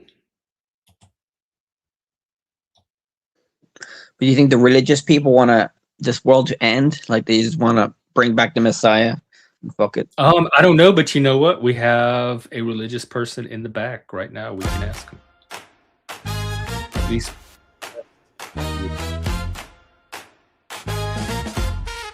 You know him. You love, hate, feel all kinds of way about him. Wow, you looking good today. Well, thank you. Salute. I appreciate it. I'm getting Salute. I'm getting a beard going. Yeah. See, it's getting that salt and pepper. Yeah. We were talking about What was your question, Sean, about religious people? I was listening. If you want to talk about climate change, climate change is real, but it's at a minuscule point. In other words, for the world to, so to speak, end, it would probably be thousands of years from now. Because the Earth does kind of cleanse itself and rebuild itself. It's very much like a filtration system. But if you're asking me, carbon emissions are dangerous. They are for the Earth, but I mean, it's inevitable. I mean, as we evolve, you're gonna have more cars, you're gonna have more planes, you're gonna have more burning of oil, things like that. And in the foreseeable future, and we're talking about the future. We're not talking about like right on our lifetimes, but like Yeah, that's why honest. there's such a big emphasis on electric vehicles, because at one point the world will run out of oil. At one point, but it will not be in our lifetimes. It will be probably 10 of our lifetimes. But Which by that's then, why who they're knows going. what all we'll have come up with. Plus, we Yeah, might not even be half of us might not even be on the planet anymore. I can tell you this. So when I worked for a company, I actually had, and people had made fun of me because I had a demo. I've always had demo cars. I had a Prius, a Toyota Prius, and it's the EV car, but it's half gas, half battery. The one that I had, wasn't the Oh whole yeah, battery one. Like a Tesla's all battery, no gasoline at yeah. all. I know someone with And those hybrid. They love it. I'm telling you, I could drive all over. We call it the seven cities, like all through like the Tidewater area, and literally $30 a week in gas. I mean, a week in gas, and it was unbelievable. So then after that, I get an F-150 and I'm spending $30 a day in gas. So What? a day, because I'm driving a lot. I'm driving all through different cities, and like I said, I'm going to all my different accounts and stuff like that. So there is some kind of uh, stock in oil burning things. And another thing is that one thing I did learn is that I didn't have them in my immediate family, but I had some friends of mine. They were coal miners, like that coal, like those fossil fuels. They do harm the environment. They do, but you Those have are to the remember that. dinosaurs. The Yeah, they pterodactyls. harm the environment. Like the coal miners, they come out. They have the faces be black. They be injecting Silicosis. all of that coal. Yeah, it's terrible stuff. But that's what fuels the engine that we've built. And there's something funny because I worked for Stanley Steamer for years. Stanley Steamer was a steam car. So cars can run on water if they're heated to a certain point. So dependence on oil is interesting. It's very interesting. But like I said, at one point, oil's gonna run out. It's at one point, it's gonna run out.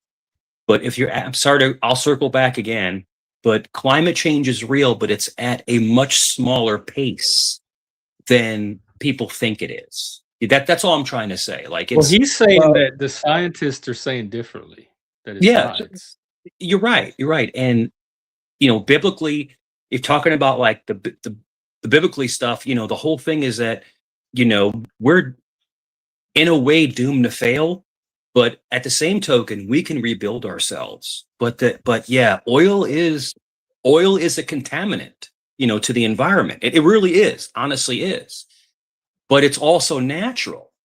If I'm not mistaken, oil comes from rotted trees, so it's algae mainly. and dinosaurs. Algae. go ahead, take it. It's algae. Algae Al- uh, mainly. Or Yeah, algae. Yeah. coal is from Algae. plants, Yeah. I mean, trees, this is all, peat. yeah. Pete. Yeah, Pete is crazy. And it's funny because like I love to grill. I love to grill. And I only grill with charcoal. And people are like, "Oh, you shouldn't use charcoal. You should use, Why not? That's what we used growing yeah, up. of course, dude, it's the best Hey, flavor in what's the wrong with world charcoal now all of a sudden?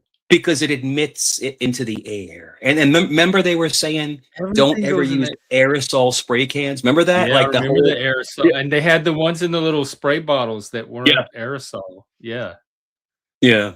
So it's The like when ozone my layer. father was telling me, he's like, because my father had a heart attack. He's like, I got to cut back on food, cut back on fatty meats and stuff. I'm like, hey, you only live once. Like, in other words, some of us live our lives unafraid, and some are afraid of the boogeyman. I'm not Or afraid. they anymore. just want a longer life. Like they're Yeah. like playing the hedging the odds or something. Yeah. But I do believe, and I can say this, I'll say this tactfully, we do have we are not the best at our Earth, Mother Earth, as we want to call Earth Mother, because Mother Earth, but we dump toxins in the waters, and we do that stuff because it's But cheaper we do to it just do that. responsibly, don't we? We like put it in containers and bury it in the earth, and there's But it procedures. filters itself.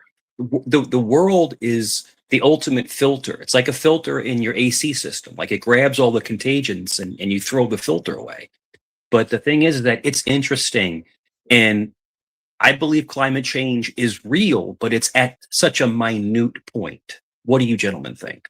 Well, no, geologically, the scientists are saying that the change that's happening now is it hasn't changed as quickly as like last 200 million years. The change in climate Human has not. activity is accelerating So it. it's slowed It's down. changing the So rate we're at which being more it changes. mindful. No. The scientists are saying that the rate of change now is as quick as it has happened 200 million years ago. It changed as quickly 200 million years ago. So we're changing the climate at record speed. In geological terms, it's quite quick, and it happened a few times in the past, but we're doing it, I think, quicker do you than agree any other. about the peak oil, about like in 10 generations we're gonna run out of No, oil? some Or do you think scientists it's are gonna be saying that sooner? the peak oil. No, the scientists are saying that peak conventional oil has peaked at like in 2007, but And we're we still are doing currently using. I'm talking about conventional oil. in the crisis. There's different types of oil. So there's the conventional oil, that's like the stuff from Saudi Arabia. That's the easy oil to get. But now we're getting the hard oil to get. So like the fracking is Don't part forget of that. we have Venezuela now, and I think Cuba soon, and Greenland. Yeah, you might get Iran as well. So the Iranian oil as well. So So we're we're good using a on lot oil. of gas now. So basically, if you ask the AI, when is peak oil or peak fossil fuel happen, it'll give you roughly. It depends on the fossil fuel, but I heard that peak demand of oil might happen by 2030 around the world. I'm talking about peak demand. Sure. Like in 4 years. And one of the things that America actually has is we have massive reserves of natural gas. I'm sure you guys know that, but we have massive reserves of natural gas. So, we're going to always have energy. And then also look at the boost in solar technology. I mean, solar is going to be, I think the next leading, source of energy. I mean, I walk, so I run, right? I run my neighborhood, and every other house has solar panels. Every other house. It's I've never seen anything like it. It's just, there's solar panels just everywhere. So the guy came outside, and I said, "Hey," he goes, "Hey, what's up?" I said, "Can I ask you a question?" He goes, I was talking about the solar panels. He goes, "Yeah, man,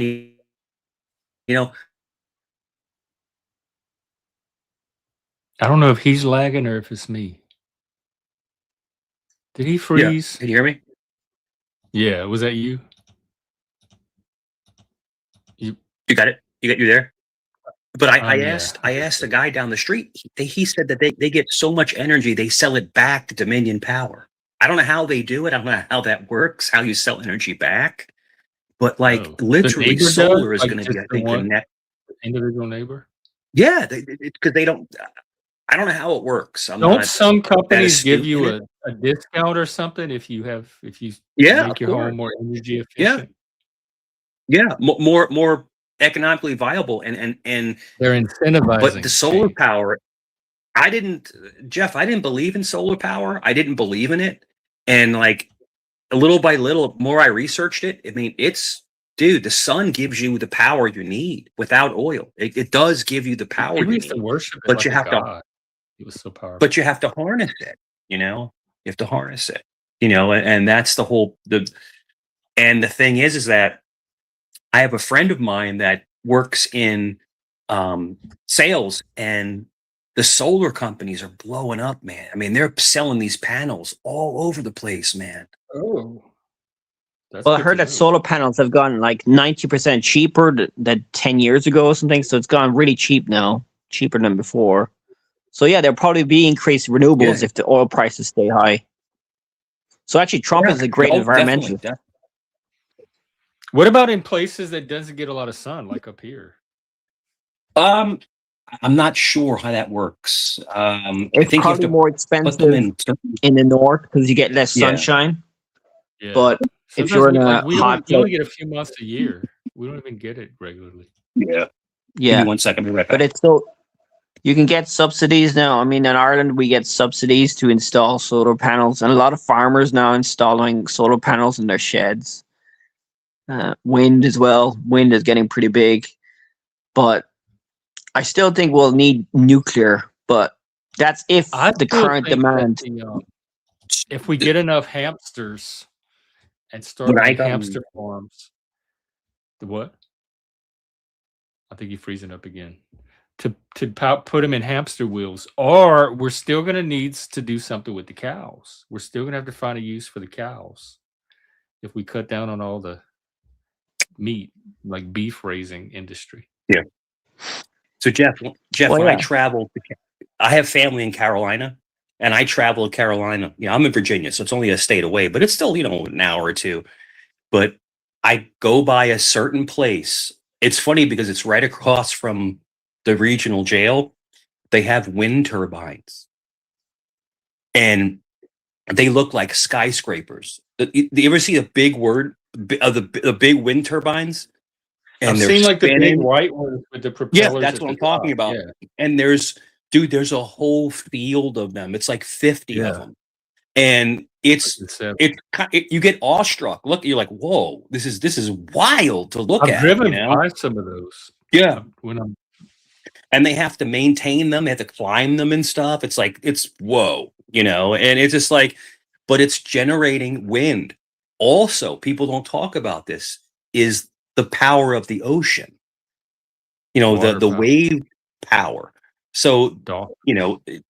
I think in the future it's going to be wind, it's going to be sun, it's going to be the ocean, So Nuclear. it's yeah, it could be nuclear, but the problem with nuclear is that it's dangerous.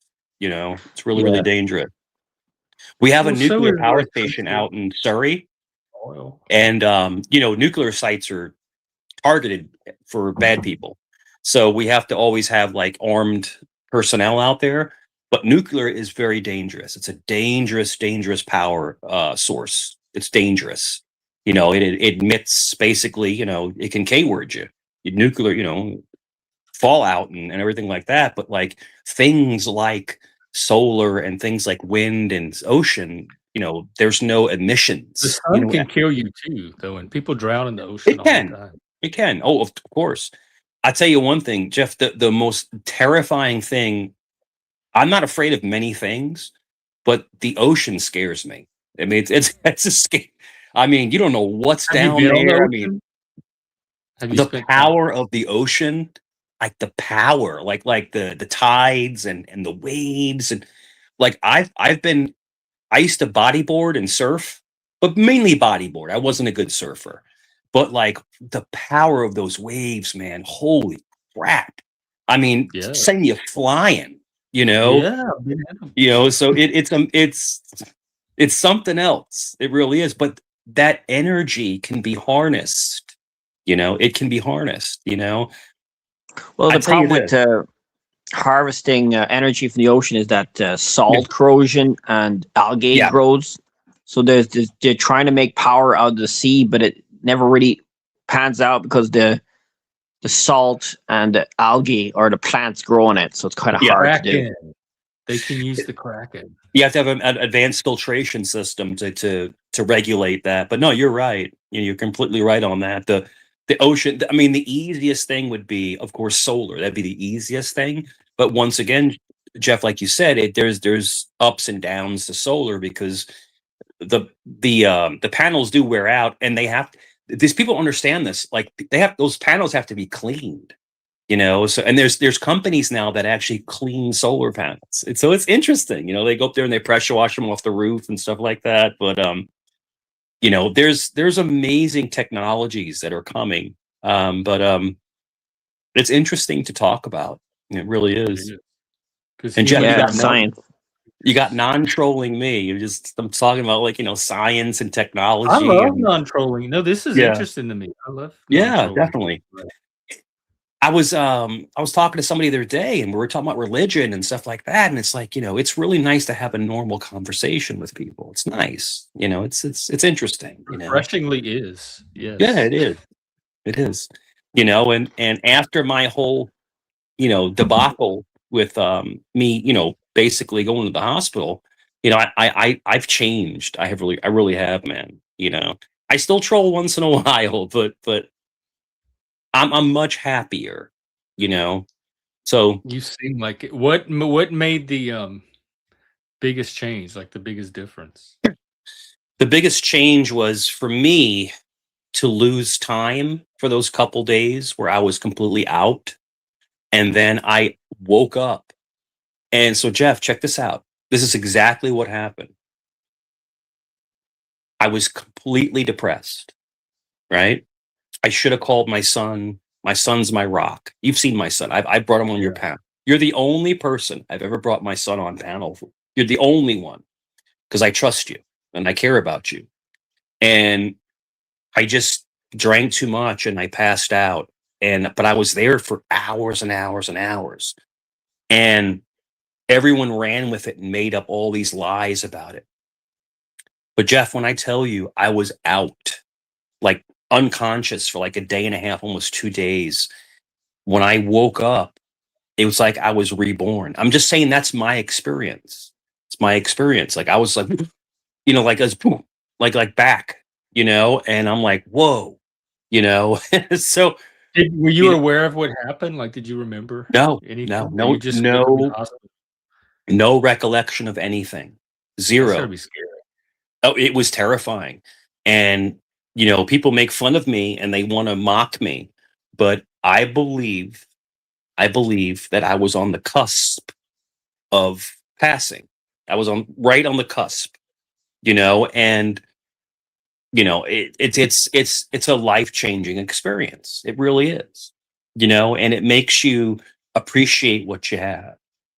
It really makes you appreciate things because trust me, Jeff, it's life is so short, man. Oh, It is so short. And what disgusted me, Sean and Jeff, what disgusted me is people made fun of me and tried to joke on it. They were doing that before too. I know. It was just they were doing it with something like this, though, kind of. Yeah, but I mean, talking about things like this is important because it is about mental health. It is. It's about mental health. It's about because I hope they said it was self-inflicted. Yeah. And I hope at any time if you ever are really in that state, like I'm here, people can come to this channel and they can reach out. So don't feel like you're in isolation or anything like that. My neighbor across the street, she came over when I came home. She came over and I know her, but not close. And she hugged me. And she's like, I watched you lifeless get put in the ambulance. And she goes, I cried. This is what she told me. And she's like, people, so people do care about me, and the thing is that it's like, I said, thank you. She wasn't the one that called, but she was there when I passed out. I just passed out on the ground. That's it. I passed out. But all these lies are made up. You were hanging from a tree. I wasn't hanging from a tree. It's a lie. I didn't hear that one. Yeah, it's a lie, And I'm like, no, but it's all right, man. All I know is this. I talked to my son yesterday, and he said, "Dad," he goes, "I had a dream, a vivid dream, of Jesus." And in other words, we're very religious, and it's interesting to have a near death experience. Jeff, I promise you, my friend, I promise you, I was out, like out, like Oh, I I was ready, believe that. like I was ready to go to the other side, and I told you the story, and people make fun of me again about talking about the The demon. demon. Yeah, yeah. Yeah. Dude, I'm telling you, I was somewhere else. Jeff, I was somewhere else. Whether it was in my mind or maybe in a different place, but I was somewhere different. Like I wasn't in a normal, space. And it was just like, wow, and I'm glad it happened because it showed me how minuscule I am in the grand thing of life, the grand scheme. We're literally ants in an ant farm. But we also Well, you're a mini matter. influencer online. You're pretty Yeah. famous in this mini influential part of Yeah. YouTube. So you're doing your little part to entertain the planet. No, I'm not trolling. I'm being completely honest. Like I literally. Well, you're entertaining a lot of people. But Yeah, of are you course. trying to reduce your alcohol consumption? I'm sorry. What? Are you trying to reduce your alcohol consumption? I don't drink, bro. I don't drink anymore. No. Oh, that's good. Yeah, I Sorry don't for drink being at all. a bit too honest there, but No, you're fine. I there's a don't lot of drink. people Obviously, yeah, that it. watch Yeah. you for entertainment reasons. And they don't like that. Well, the Yeah. whole thing is that people like myself are very polarizing. So we're very polar. So basically, we're influencers in our own certain way. And the thing is that when we actually drop the troll and actually talk normal, people don't like it. They want the entertainment. They want the show. The numbers drop. Like the numbers are not. Yeah. The numbers. They go want down. the fight. They want the arguments. They want the scratching. They want all that stuff. Yep. And I did it last night. I went on a panel last night and I was fighting and scratching. And it's like, then when I logged off, I felt like crap. I'm like, Was it bad CTs? no, it was Kane's Kane comedy. Oh. Yeah. Oh, yeah. Remember Kane was the first one to come on your panel. Remember the hillbilly guy? Yeah. Kane Yeah, no, I Catharsis. know Kane well. Yeah. I just Yeah. And I went on there and I was ripping people apart up there. And I went to troll mode. And Oh. afterwards I didn't feel good about it. I'm like, it sucks. This is not the way to be, That's kind of growth. No, I'm good at it, man. I'm really good. I can circle back and people always talk about the circle troll and blah blah blah blah. It's like you circle people around but the whole thing it is what it is, man. It is what it is. Well, I hope this doesn't make you go to drink more. Does this make you more depressed, this social media stuff? I'm not drinking, man. Well, No, he said he's I thought better. you He said he's still so much Oh, better. I thought you didn't. I thought you collapsed because of alcohol. Isn't that the reason? I don't know what. I drank a bunch of alcohol and fell down because I was sick. I had pneumonia. Oh, all right. You had pneumonia. It had I nothing was to in do the with I alcohol. thought you had the pneumonia from the hospital. Like Yeah, the I was in hospital. a hospital for pneumonia. That's why I was in the hospital. And it was Oh. severe pneumonia. Severe. Like it was bad, bro. They intubated me. They put the I woke up and I had 2 tubes in my nose going down to my throat. Then they had the thing down your So you woke up with the tubes. Yeah, Like all not that. even, and you had tubes in your face. Oh my god. And I flipped out, right? And I'm a bigger guy, so I flipped out and I started fighting everybody because I didn't know what was I didn't know what was going on. And they tried to hold me down. And I was like, they said I was like throwing the security guys around because they have the security in the hospital. You on a bed? Like on a hospital? I was in the bed. Yeah. Oh, God. And I'm like, I was just like flipping out. And then I was able to calm down because I didn't know. It's like waking up a sleepwalker. Like you get shock. Like you're shocked, when you wake up. You don't know where you are. You ever have a dream where you're half in, half out? Like in other words, you're still dreaming, but you're awake. That's what it's like. to be intubated. And they so at one point, and I had all these things in my arms. I had like 2 different IVs in my right, one in my left. I'm like, what the hell is going on? And then I'm fighting. I'm thrashing around because I don't know what's going on.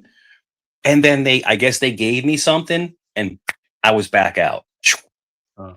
back out sleeping, and I was like, then I woke up again a couple hours later. But like the whole thing is like your body, your mind, you can't process what's going on in that moment. It's just, it's Yeah. overload, and it's like, whoa, and that's all it was. But Intubated. The tube. It's when they put the tubes in you. yeah, They incubated. Yes, intubate. they put the feeding tubes down your nose. They had 2 tubes in my nose, and they go all the way down. They feed you, and it's protein based, whatever the hell it is. It tastes horrible. Then they put the breathing tube down your throat, in which you get a really bad sore throat. Because basically, if they don't do that, you could pass because you can't breathe on your own. So they have to kind of intubate you. And it was only for 2 days. And then after they took it out, of course, everything is sore and it sucked. Dude, when they pulled those tubes out of my nose, dude, it hurt bad because they were like all the way down, and they pulled them out. I'm like, oh, yeah. And it was this upside down brown protein mix, off of the IV. Oh, it tasted horrible. And then every time they would and they were so cool, and they would bring me food, and I would try to eat food, and you could just taste the protein. Like it was terrible, bro. It's horrible. And you have to poop like 15 times a day because the protein makes you poop. It's like, it was something else, man. It was a crazy experience. It really was. It made me appreciate life. Dude, the nurses were so nice, man. They were so nice. And the doctor was cool as hell. The doctor was an Ethiopian guy. And me and him were talking, and we are talking about running because Ethiopians are really good runners. And we're talking about running and stuff like that. So like I made friends with everybody. But the first couple days, I was an asshole because I was discombobulated. I didn't really, I couldn't get my settings. So I was like mean and like, leave me alone. Did you troll any of them in person? No. And then I have there was like dozens of people calling the hospital asking about me. It's crazy as shit. Oh, there were. Yeah, from here. From Yeah, it was crazy. Everybody was trying to find out. Yeah, is he dead? But yeah, it was a crazy experience. But I really appreciate that the care I got because in Virginia Beach, the hospital, they're excellent. They're excellent hospitals. I was in Virginia Beach General, so it was like it's like the best hospital like in Tidewater. So like it was great. It was really, really good. But the food sucks. The food is terrible in the hospital. It's terrible food, bro. Yeah, I was trying to get people to bring me food because it was like you can't even eat. That food is like, ugh, it sucks. It's like jail food. Yeah.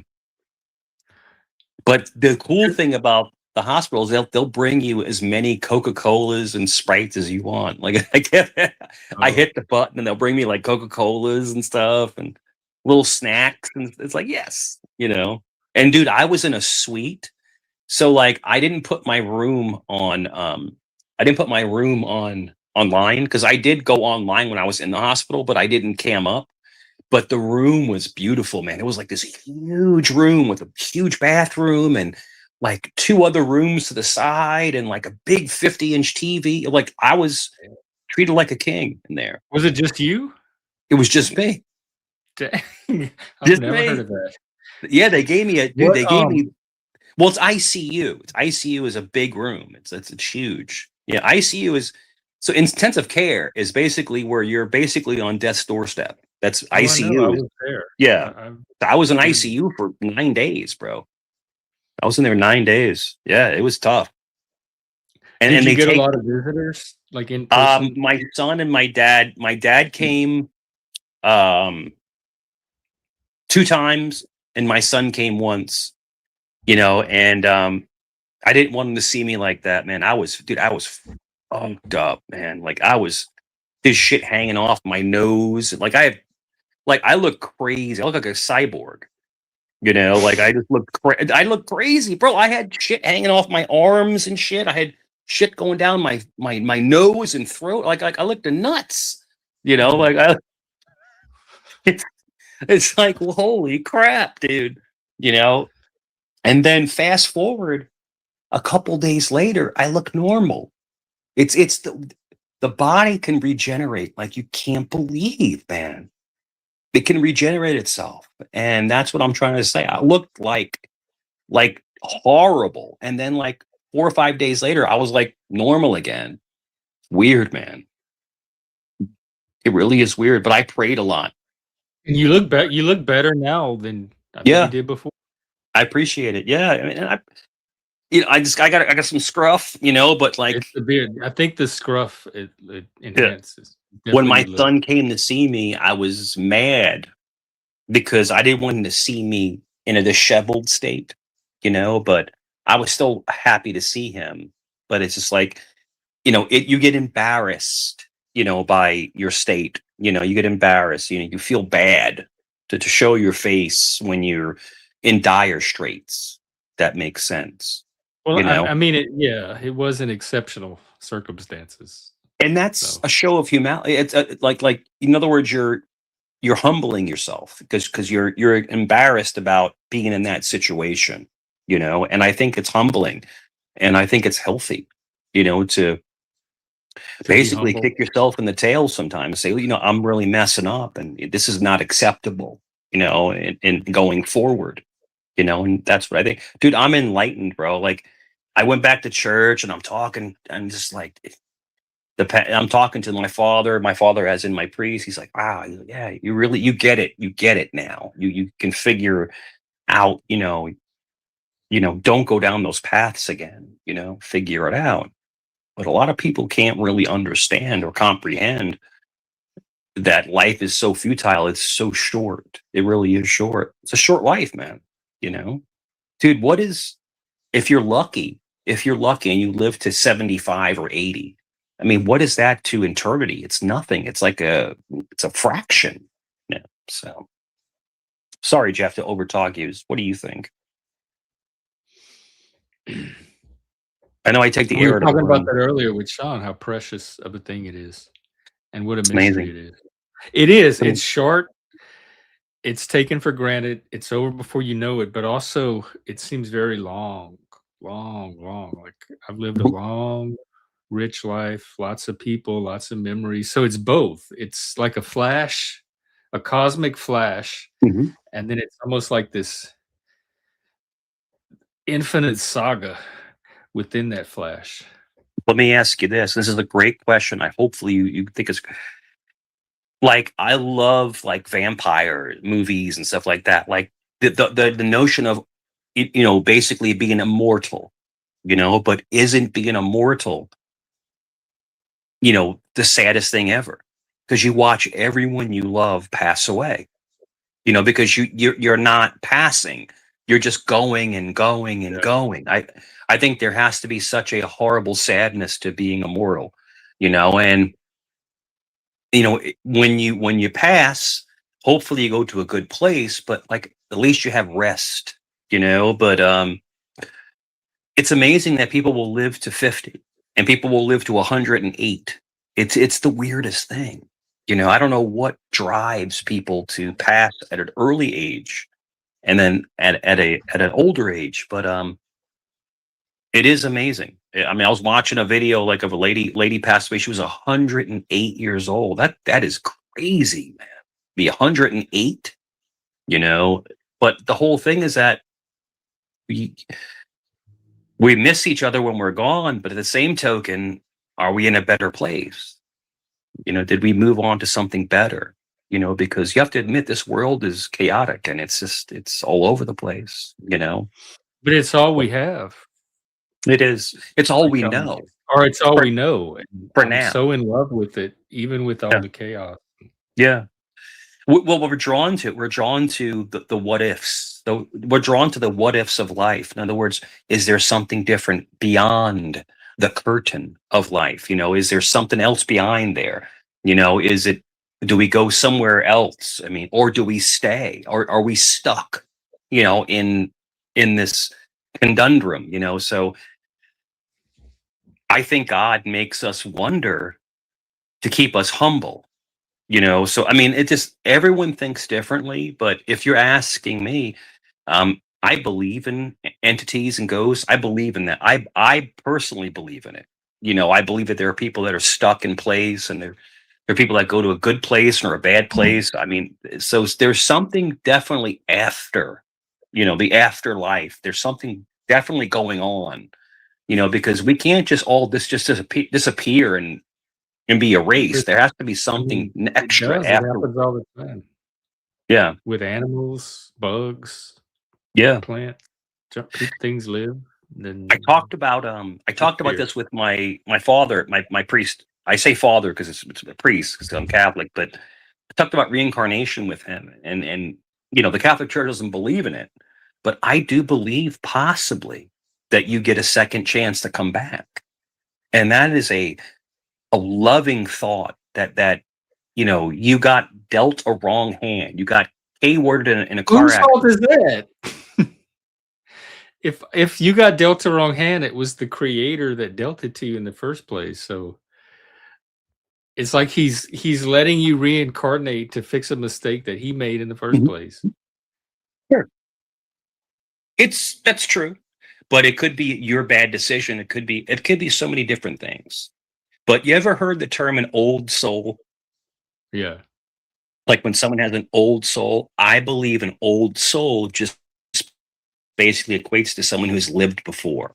In other words, they have the wisdom that carried over into the next Yeah, life. sometimes it See, seems I'm a that way. young I know soul. young In other people words, like I'm that. I'm stupid. Yeah, I'm dumb. And you've coming from the Louisiana area and things like Oh, that. we're Like there's a definitely lot of mysticism, in that yeah. culture. We're very So they can superstitious. kind of understand like that kind of aspect.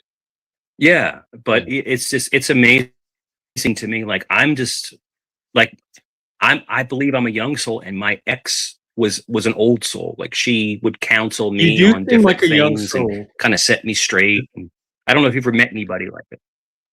You Yeah, seem like a young soul.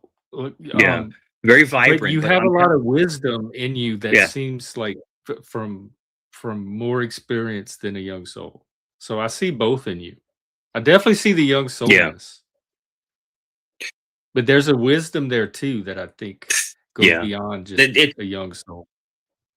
yeah. With me is I'm very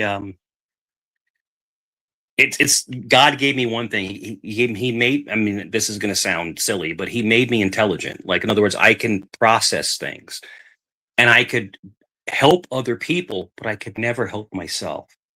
I Mhm. could never apply what I know to myself. Like in other words, I can talk to someone else about their problems. Oh, you keep um lagging, like freezing up. That's common. That's very common of being able to help other people, but Yeah, not apply to yourself. I yeah, have some of that too. yeah. And it's about humility We and don't things have like the that. same perspective on ourselves we have on other people, though. I think that's part of it. We get entangled ourselves in the process. There's an entanglement there, yeah. So these things need to be talked about, and people that listen, they don't really understand people's struggles, through mental health and through things in life and stuff like that. And Jeff, if I told you this is the truth, Jeff, this is the truth. Well, in my 20s and early 30s, Jeff, I was a maniac. A maniac. Oh, Like yeah, I had to take I've heard no, some of your no, stories. I was dangerous, but I also was functional. Like in other words, I could work a job and make six figures. I could pay all my bills, but I was never calm. I was never at peace. I avoided people. I can't explain it, man. And it's just one of those things where I finally found that relaxation, and to be able to just turn it off. But with me, I grew up really rough, so it just made me kind of like have like armadillo skin, whatever you want to say, like a shell. And it was hard for me to let people in. It really was, but it's just tough, man. Life is just it's so crazy. It takes you in the weirdest places. It really does. It takes you like all over the place. You're like, I love what? it though Like, what the hell's so coming much. next? It's like, I don't know. But if yeah, is it going to be any better or worse or less interesting or fun or chaotic than what's yeah. come before? Like, look at all what it's done to you so far. I wouldn't. What I'm is not gonna. next? I'm not gonna talk about things, online because people will record it. But dude, I've been in the craziest situations. I'm sure you have too. Oh, The craziest totally. situations, like that would defy logic. Like Yeah. how did you pull this off? Like I stay in crazy situations that I have no idea wild, how I got myself in wild or stuff, ended up man. in. Uh, I've divulged some of the stuff online, but like literally, like man, I attracted the craziest people and was just like in that danger zone, as they would say, like just living that Jeff, that club life, going to the clubs. Oh my god, bro, going to the I love it. clubs and you know we'll leave it there. But like having the time of your life in the moment, but then you look back and you're like, oh, that was a mistake, But But yeah, where is that as an adult? Like, where do yeah, adults find it? I don't know, man. But the Well, there's club, probably uh, clubs now for older people where you could do like Like the discos for Lions older or the people now. Elks or something, the Rotary, the I've showed pictures. like that kind of stuff? I was a Oh, you cutting out again. There probably is festivals and like There is, hey, Pride Month's discos for coming older up. people out there, In probably. another week, we have a month of Pride. There's all kind of Pride stuff going on over here. Um, Yeah, man. So The yeah, gays love to party. king. we do. I mean, who doesn't? Everybody where I come from, everybody I know loves to party. It's not even a gay thing. Well, it's I there's grew a up partying. freedom. So to be and I'm not gay, but I mean to kind of speak on it, I think in my perspective, I think to be gay is to be free. In other words, to be open to everything, and so I think I'm not that open to there is a solace to that. But I remember I told you the story, bro. I told you the story about when I was an officer for Norfolk when he did the security for the gay club off of Granby Street, and the Oh, I performers think came you did. out. Yeah, yeah. Yeah. Oh I my think you god. did. And one of them grabbed my junk. I'm like, what? I'm like, Yes, yes. I yo. know how they. I'm like, yo. I was like, what are you doing? And it was like, should I be happy or should I be mad? Because dude, I'm so easygoing. If you met Jeff, if you met me in real life, dude, I am so chill. I'm just a chill guy, But I can step up if I have to. But it was just funny, and I was like, "What are you doing?" But you know, it's funny because like gay people are really chill. They are. There are some creepy ones. You have to admit, Jeff, because that's your community. There are some creepy ones, but the Oh yeah. Oh majority god. is they're My community yeah, they're embarrasses me all the creepy. time. Yeah, yeah. But the majority is that they're just chill. They're just trying to live their best life, And hey, listen, go for it. It has nothing to do with me. Go for it, But I think everybody in life deserves to be happy. I mean, live your best life. I can't judge anybody. Who the hell am I? I'm just some dude. Oh, it's So easy. I can teach you how to judge. No, I know. definitely. Well, it's important if someone's out of line to reprimand them and say, hey, listen, Is it But though? Like, is it important for grown adults to be trying to raise other grown adults? yes, I think it is. I think someone always needs someone to kind of talk to them and put them back in line, because we all get out of Whose pocket. line though? That's whose line. Why do you get Don't to know if determine someone, the if someone's being overly mean or disrespectful, I think it's, and someone's your friend, it's okay to step in and say, hey man, pull it back, stop, come on, you're being a jerk. I think there's nothing wrong with that. I don't think, no threatening or anything like that, just like, kind of getting someone in check. That's all. And I depend on that. And I've have friends that I will check sometimes, and my friends will check me sometimes. Hey man, stop, come on, chill. Because we all get into our feelings sometimes, and We it's, do. Dude, you it's ever not, watch Jersey Shore? of course, Jersey Shore was I'm the Sicilian, I'm stereotype of Italian. the Italians to me are very their personalities are quite strong. The Italians. Yeah, I'm Sicilian, so we're, as you could tell, I'm a steamroller. I'm always, Is that a Sicilian trait? Like if I met other Sicilians, they'd be the same way. yeah. Well, we with Sicilians, we're pretty unique. Of course, we love to sing, we love to cook. We're extremely loyal, but we're also very violent. So you have to, against enemies. Yeah, we're very violent. So you have to, here. yeah. So you have to be real Like careful with us. And we all look like this. You see, I'm dark, and the thing is that, but we're also very loyal. So if you're our friend, then we have your back, like 24/7. We have your back. But you never been to Italy, huh, Jeff? No, I love the food. Beautiful, bro. It's gorgeous. That was the one, like growing up when I would think Yeah. about travel dreams and stuff. That was the one country I really wanted to visit. I bought Yeah. travel books on Italy. I bought a book to try to learn Italian. That's how into Italy I was at one time. That's gorgeous, man. It is so nice there. And France too. France is beautiful, but France is getting overrun by migrants now, so it's getting a little dicey. But I mean, Italy doesn't play. Italy doesn't have that problem. They have a little bit of it, but the Carabinieri, the paramilitary police, they don't play around. Like they'll jump right in. They'll break that stuff right up. They don't play around. But Italy is it's wild, man. I haven't been back since my teens. But I mean, we went 4 times. We went 4 times to Italy, and growing up, it was great, man. It was fantastic. It was so nice. To the island of Sicily itself. Yeah, we went to Naples. Then we went to Naples, and we went to Gela. Then we went to Palermo, and then we went to what was the other place? I can't forget. Sardinia. Yeah, so we went all over, and it's the islands. It's the islands off the end. And that's where we come from. We're different than normal Italians are usually upper class, more like blonde hair, blue eyes. We're more dark. We're really dark.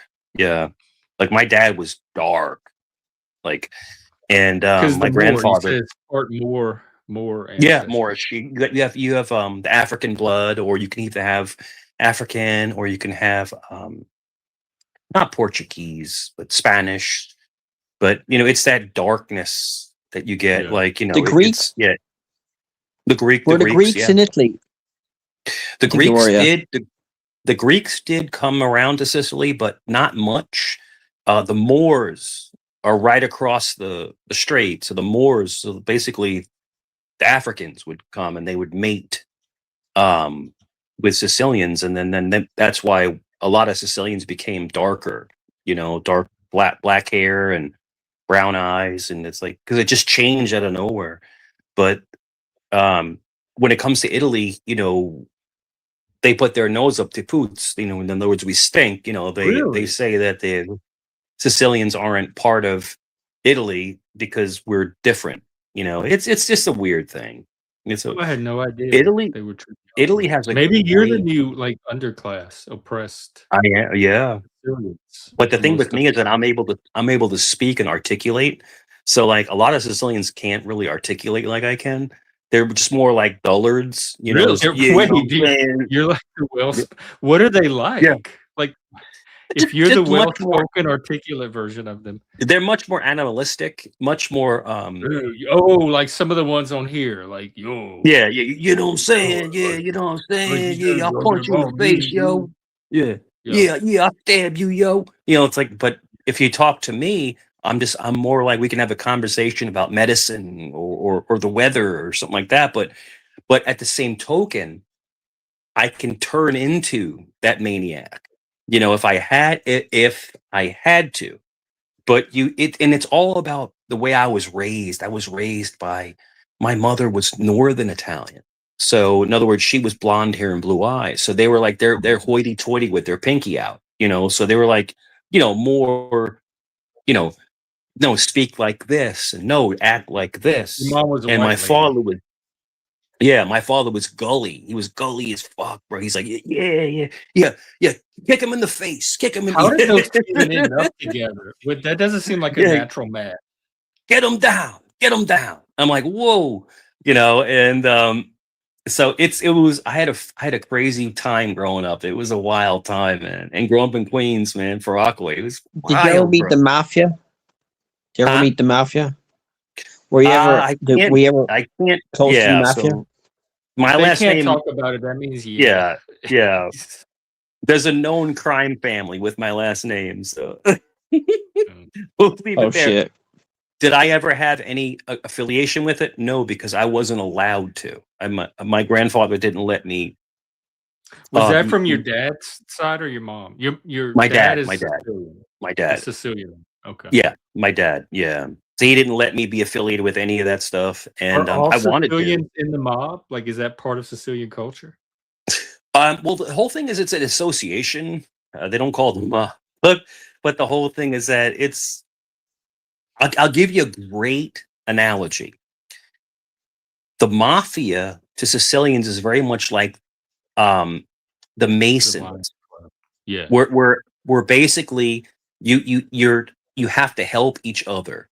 Like it's your duty to help each other, and then you excel by helping each other. It's a gang in a sense, but it's also a business opportunity, because almost like my grandfather owned 3 butcher shops. 3. I mean, that's a big deal, to have 3 butcher shops, and a lot of cows.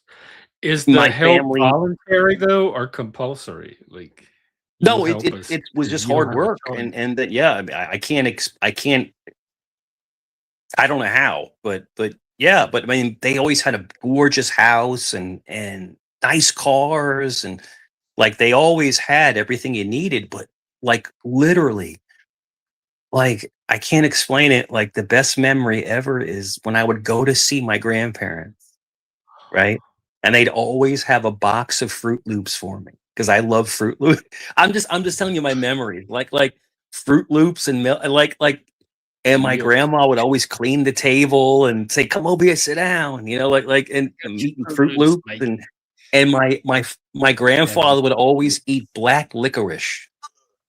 And he's like, "Oh you yeah, want the ropes, the kind from I'm like, mall. Oh, I black love this licorice. stuff. It's like a Sicilian thing. He's eating. I'm like, nah. And then he had butterscotch candies, and it's just like I can't explain like the memories, the going back and thinking about memories of your family. It's great. It's fantastic. And my grandfather yelling at my dad, "Shut up, you moron!" It's great. It's great. I'm like, oh. Yeah, my grandfather was no joke, bro. He was no joke. He was a longshoreman. My father and my uncle were both iron workers. In other words, they actually built like bridges and stuff where they did rivets and stuff like that. My family was really hardworking people, man. They were no joke. What did your mom do?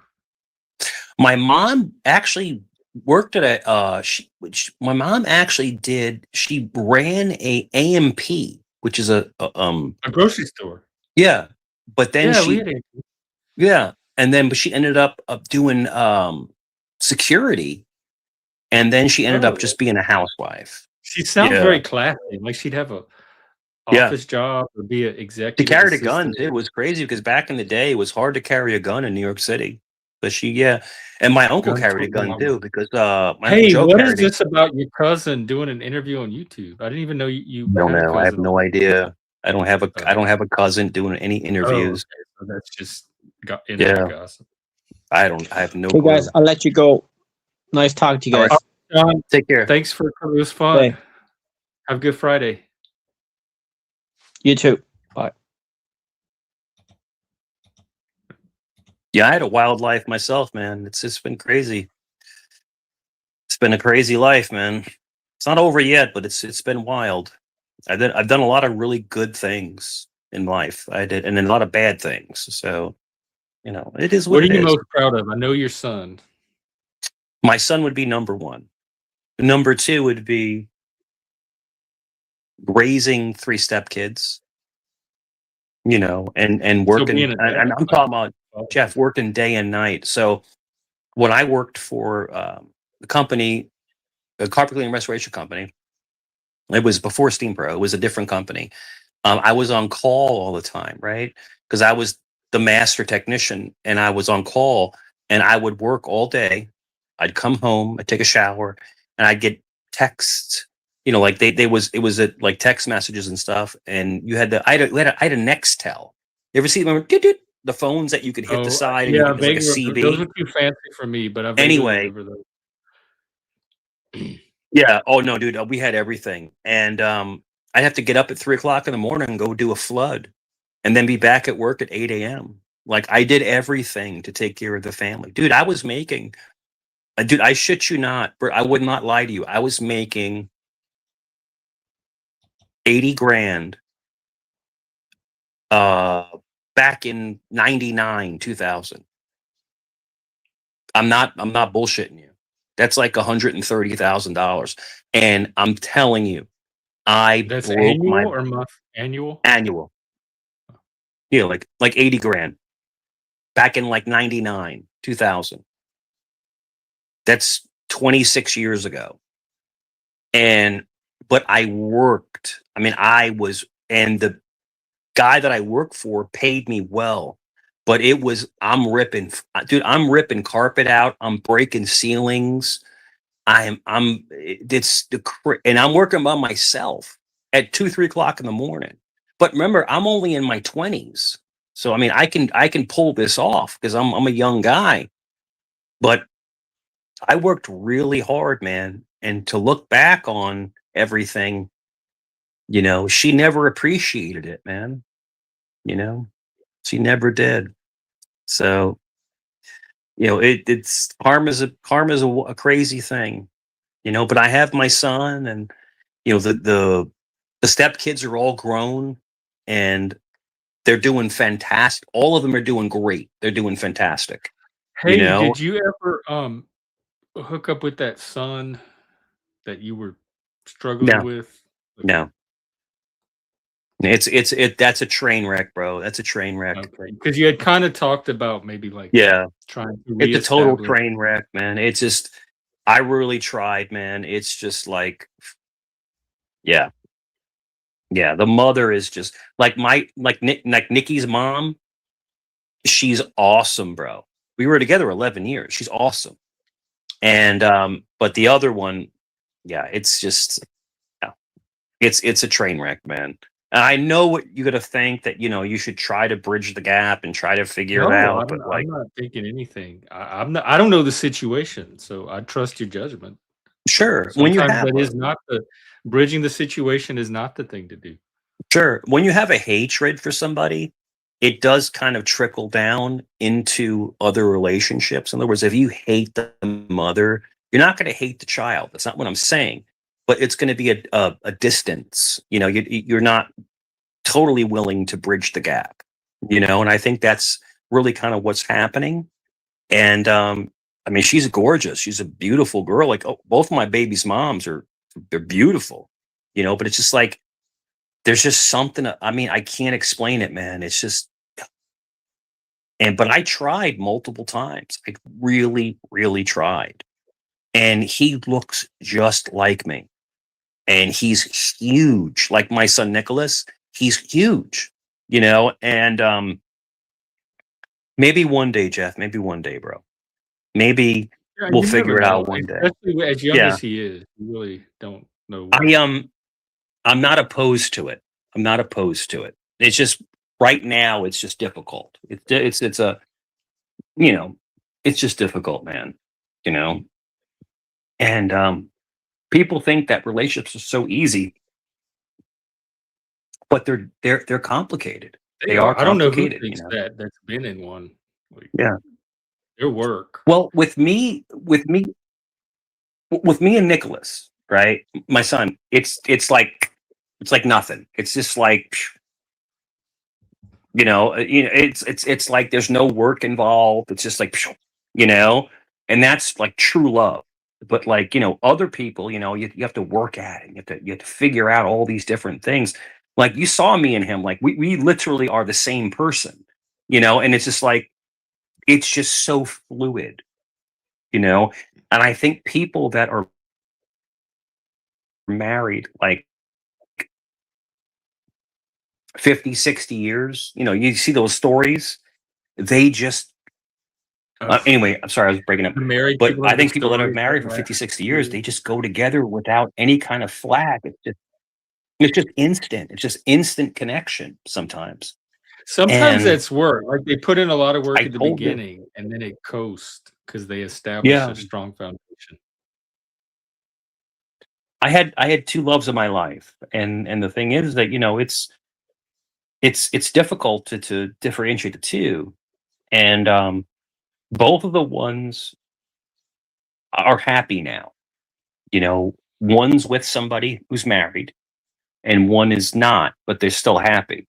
So, you just want to, if you leave a relationship, you want to be able to leave that person in good terms, in good standing. You don't want to make it messy for them or dirty or anything like that. Like I had a relationship where I moved on and then I was seeing somebody else and then she sabotaged that next relationship, sabotaged it. And then I want you back kind of thing, and I go back and then I'm no, goodbye. So there are people, men and women, that will try to sabotage your happiness. If that makes sense, Jeff. They'll try to get in there and mess up your moving on, vibe, if that makes sense. What do you think? Have you witnessed that where people will step in and try to like dismantle like your happiness? Yeah, like sabotage you, Yeah. Yeah. Like for yeah, out of jealousy or other reasons. yeah. Threat, sense of I'll threat, never forget. spite. I'll never Hey, forget. spike. I'll never forget her saying, "Oh, I saw I saw your girl," and I'm like, okay, well, why are you talking to her? Like, it's just weird. It's like people they insert themselves in your situations. So in other words, this is what I'm trying to say. This person says it's over to you, right? So Jeff, I'm saying it's over, right? But then Pretend. once you move on, they jump in to your life again. It's like, what the heck is going on? It They're doesn't make telling you it's sense. over. They're the ones saying to you that it's over, Yeah, they're telling me, and then they're they're saying to still in it me, it's somehow. over. And then once you're happy with someone else, then they jump back in. And dude, there's millions of men can tell you this. This is what women do. They I have want to talk ownership about of that. you.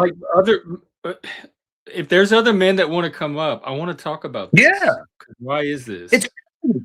Dude, It I seemed like a swear, I game. I swear to God, I was so happy with someone else, and my stupid as I'm not gonna curse, was still holding on to the hope of the past. I mean, I'm still holding on. I mean, 11 years is 11 years, bro. And I'm like, and then once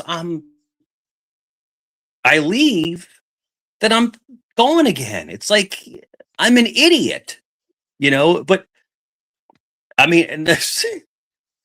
It's very much like when a cat pisses on a tree. I mean, or a dog pisses on a tree. It's like they're marking their territory, if that makes sense. Women are very territorial. Men aren't like that. Men are very more, I think, cold, where they just move on. Men just move on. But women like take ownership of I know people. guys I mean, that do that too, though. yeah, Get very attached and possessive. I've never been that way. It was really hard for me to separate from my son's mother. It was hard. Like in other words, mentally and Well, physically, it was hard. But I never Like I left, let her take the house, let her keep the car. Jeff, I'm telling you, I just everything you want, just take it. I wasn't a cuck. I appreciated her for giving me, a decade of her life, because there were some great years. There were some fantastic years, but there was also some crappy years, dude, relationships are so freaking confusing. They really are, They can be. they're just Yeah, if you don't confusing. have good communication Yeah. between you, they can be. Terrible. Even And the thing with me, just ordinary relationship, friendships, coworkers, family, even those can be confusing. I think these talks, they need to happen. They need to happen, because people don't understand how complex relationships are. Give me 1 second. Okay. Oh, I was gonna ask you for the same thing. Maybe we can do a quick intermission. I'll wait till he comes back. And then I'll Mike. Sorry. Ooh, you want My niece was walking by me. I don't want my niece to be on the camera. Oh yeah. Yeah, Okay, my niece was on. Hey, I don't want my niece can to be you on camera. talk? Can you talk for a few seconds? I'm gonna go grab a refill, and I'll be right back. Can you keep it going? Sure. All right, I'll Sure. be right back. Yeah, you're good. Yeah, the whole thing with relationships is that it's interesting as the whole thing is that when you're young, okay, I remember vividly, being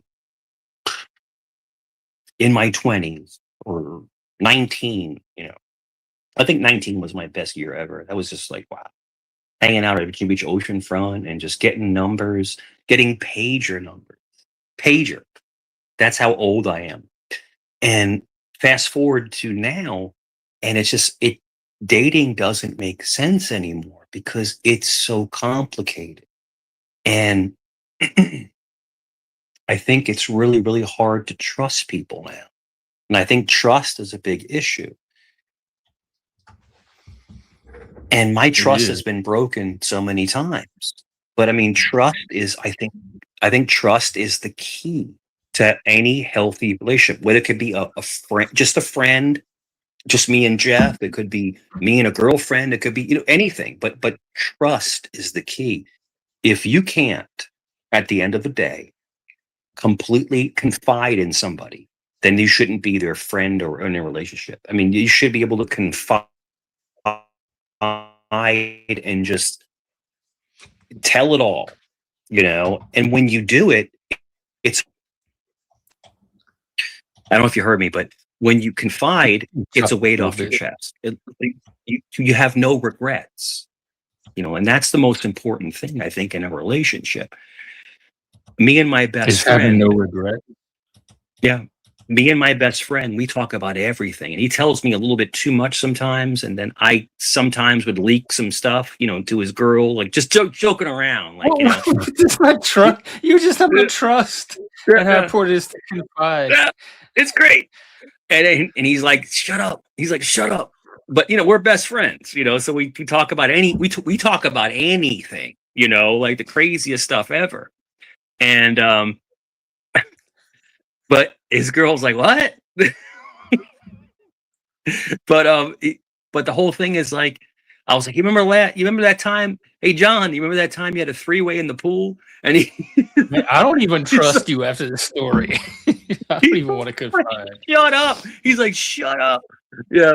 But it was crazy. But I'm just brutally honest. But the whole thing is like, yeah, in relationships. I was talking to a young lady, right? Check this out. I was talking to a young lady at the Dollar Tree. Is this you told? And I said, "Come here, story or another?" No, this was last night. You were picking up girls there. You were hitting on her. I said, "Let me ask you." No, this was last night. This is a different one. Oh wow! This is definitely a new story. I said, "Let me ask you a question." She goes, "Yeah." I said, "You're an attractive young lady." And trust me, I don't give anybody creeper vibes. I don't. Like, I come off very chill. Like, I don't. I said, let me ask you, you're a young lady, right? Yeah. She goes, how old are you? She goes, well, I'm 23. I said, let me ask you a question. is it hard for you to date? Is it hard for you to find somebody that, you know, is going to be genuine? I'm just asking you. And she goes, yeah. She goes, I don't want to date anybody. I'm like, damn. And she's like, yeah, the last guy I dated, she's like, she said to me, she's like, he was just a weirdo. I had a side girl and stuff like, so basically I said to her, I said, do you think that people are disingenuous? You know what that means? I hate to say that to, you know, she goes, yeah, yeah. You know, not telling the truth. I was like, yeah. So people just seem to be not really on the level that, you know, we want. And I looked at her and I said, you know, you're 23. I was 23, 28 years ago. And she's like, what? I was like, yeah. She goes, well, you look pretty good for an old man. She called me an old man. And I was like, yo. And I was like, that's awesome. I love it. I love it. But no, like the younger generation now is steering away from dating and like having kids and stuff like that. I mean, it's a different vibe now. It's totally That's different. weird because it's such a You natural know? impulse. But people are not like, I cannot forget, you know, getting off work and can't wait to get home to hang out with my girl. Like I couldn't wait. Now I'm like, no, I'm fine. Like it's the weirdest thing, you know. It's like people just, I think, are turned off with relationships and connections. It's just, it's so much Why work, man. though? Maybe they're I just don't not know. the ones that feed like do anything for them because if It, like all the relationship all the yeah, healthy relationships and connections that I have are so valuable and add yeah. so much to my life, I can't imagine not wanting that or being turned off by it. It's kind of like the simplicity is gone. Like the simplicity of a relationship is gone. Like there's so much work now. Like there's so much expectations. Like a lot of women want, I want a guy with 6 figures. I want a guy with a nice fancy car. You know, I'm just That's a saying, woman. just in general, right? When I was dating, if I made, you know, I made 30 grand, you know, back in, you know, 95, 96, and I was killing it, you know, and then we would go get a rotisserie chicken from Kroger and some instant mashed potatoes. And we'd rent a movie from Family Blockbuster, salad. Mhm. right? We had the best date night ever. Yeah. I just spent Yeah. $6, you know, but it seems like now it's like the expectations are so high. You know, it's just like, you know, I want me a rich man. And I'm like, okay, you know, you got to, and what women don't understand is that you have to build your man up. You have to back him and push him. Or how about this? Why don't you pick a man that you like to begin with, that you actually want to be Yeah. with, instead of picking all these men you don't like and have a whole list of complaints about, and then you're gonna make them into Sure. your man. I'll tell you this, Jeff, every friend of mine that I've known that came from money was an a-hole. So sometimes when people come from wealth, they're a-holes. You know, they're not like, they don't understand what it's like to struggle. You know, so I think a lot of women want that Richard Gere and Pretty Woman. They want that rich dude, you know, but at the same token, that guy may not be emotionally compatible He with was her. the worst You know, person I met in my life ever. yeah, some of the best people are just working class I couldn't Joes, you stand to know. be around him. Not even for That's money. it. That's it. You know, but money's important because a woman wants to be taken care of. And Jeff, I don't know if I told you this. I dated a girl, and she was a corporate lawyer, I and think she you was did. Puerto You were a Rican. lawyer. She was, Yes. woof. Martez? No, her name was Different. Carla. Her name was Carla. Okay. She was from Puerto Rico. She was a corporate lawyer. When I tell you she made money, but the thing is that I never felt emasculated. I never felt, because I was making really good money because I was selling cars back then, but like she made way more than me. I mean, you know, to date a woman that's making like 200 grand, that's pretty rare. And we're talking about back in 2007, you know, she was killing it, you know, and I never felt emasculated. I never felt like less than anything else. And she said, she said to me, She goes, I'll pay the bill. I was like, no, I got it. Like she would try to pay for dinner and stuff. And Let the I rich looked people at her, I pay. said, Oh my God. I would have, I yeah, I don't have any guilt if rich people want to pay for stuff. yeah. I showed you pictures of me when I was younger, right? And I said, I looked at her and I was like, and she sounded just like the girl from Family. What is it? The Spanish Modern girl from Family, God. What is that? Sophia Modern Family. Vergara. She sounded just like her, Oh, and she looked just like her too. She was hot, bro, hot. And she goes, why do you want to pay? She goes, because I have more money than you. I'm like, oh, you son of a bitch. yeah. In fact, I wouldn't even wait for her to But no, ask. I would just get her the check. she was awesome. We dated for a year, about a year. Yeah, but she's happily married now. She lives in Maryland somewhere. I don't know. Who knows? I've been with so many women, dude. It's ridiculous. Yeah, when I was in my 20s, forget it. Forget it. It was over. But I was always real respectful. I always wanted a relationship. I never wanted a fling. I wanted a relationship. You know, it could last a month or it could last 6, but I will, you know, like confide with somebody. So, yeah. Did you date like juggle multiple girls at Well, once? it's a good relationship conversation. It's good. I think so. Yeah, I enjoy it. No, I was always a one man girl. Always, always. Now, if you're asking me, did I talk to multiple girls like in the club days? Yeah, but I was never in a relationship. Like if I'm in a like if I say to somebody, you know, I want to be with you, you know, I want to be with you and you only, then no, I would never cheat, never. But if you're just dating, that's completely different. You're not held down to one person. But that's the one thing that I never did was I never cheated on someone that I was committed to, you know, committed. But the whole thing with Oh, you keep freezing up. some, you know, once we started sleeping in separate beds. Can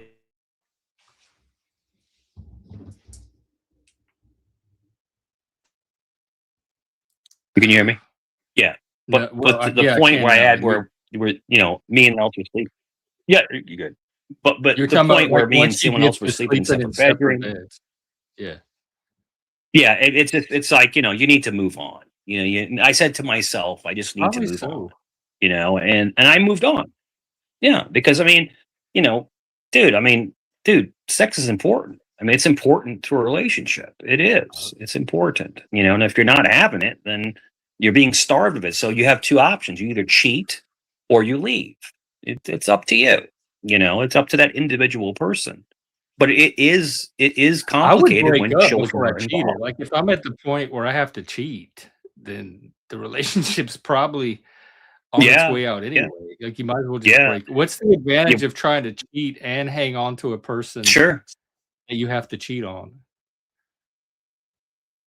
Sure. When I met Martez, you know, I was gone. I was like, you know, it's time for me to go, and I left. I left, and you know, it was messy, but I mean, I left. You know, it is what it is. You know, but you know, at one point, at one point, emotionally, you have to move on. It's this emotional connection. You have to move on. You know, we need that. We need, you know, to be able to be with somebody and lay with them and not want to leave. That's what I said to my son. My son would ask me, he goes, you know, I'm these, my son's a grown man. My son's almost 26. So he goes, how do you know you really love somebody? I said, you love somebody. Oh, You're this is not the owning them, no. but like Okay, literally, wait, say you it just again. It cut out enjoy. at the core, the heart of Yeah, the wisdom. How do you know you love no somebody? problem. He said, my son said to me, how do you love somebody? I said, because when you don't want to leave them, not to own them, but you literally just enjoy being around them. You want to be You with, yeah, crave you want to them. be. You crave their existence. Like you just want to hang with That them, might be you know, infatuation. not a weird way. Yeah, just like, hey, I really dig hanging with you. Like it's awesome, you know, and that's how you really know you have a connection. And then I said to him, when you have relations, the way you really know is that you don't want to leave, you want to stay. So a lot of men will have relations and want to get out of there, just like bounce out. When you want to stay, can I make you something? Can I get you anything? Can I do anything for you? Thank you so much. You know that your emotions are kicking in, and you literally truly care about this person, and you want to be with them, Kiki, and I was it's thinking how much very sense it simple. made. That I relate to what he's saying. That makes a lot of sense. Yeah, there's 'Cause nothing weird sometimes it's about that. just Yeah, no, nothing weird it's about not that. weird to me either. Like sometimes it's just recreational, and when it's done, it's over. Y'all want to get out of there. But then sometimes a switch gets flipped where you don't want to leave and you want to stay with them and like take it further and expand on the experience. Yeah, Some people have one effect where it's there's just, a connection. and then some people have that second There's a effect where connection, yeah.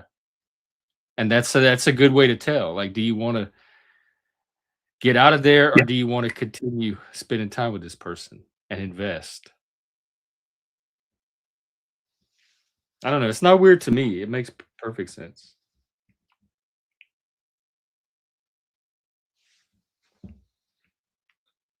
I did. You look contemplative and You hear me? spiritualized. The greatest Yeah. memories Keeps I cutting have. out. The greatest Is it memories your I have connection? is. Can you hear me? Yeah, but you keep cutting. It keeps like freezing up. Is that your connection? Yeah, I I wonder if wonder if you turn the camera the off, if it makes a difference. the planes are flying over.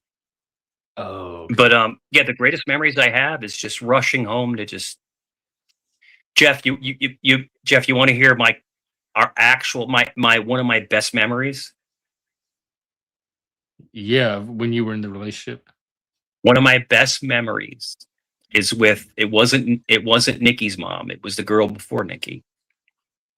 Our best memories were smuggling candy into the movie theater Oh, and going on Thursdays to Regal Cinema because it was dollar movie night.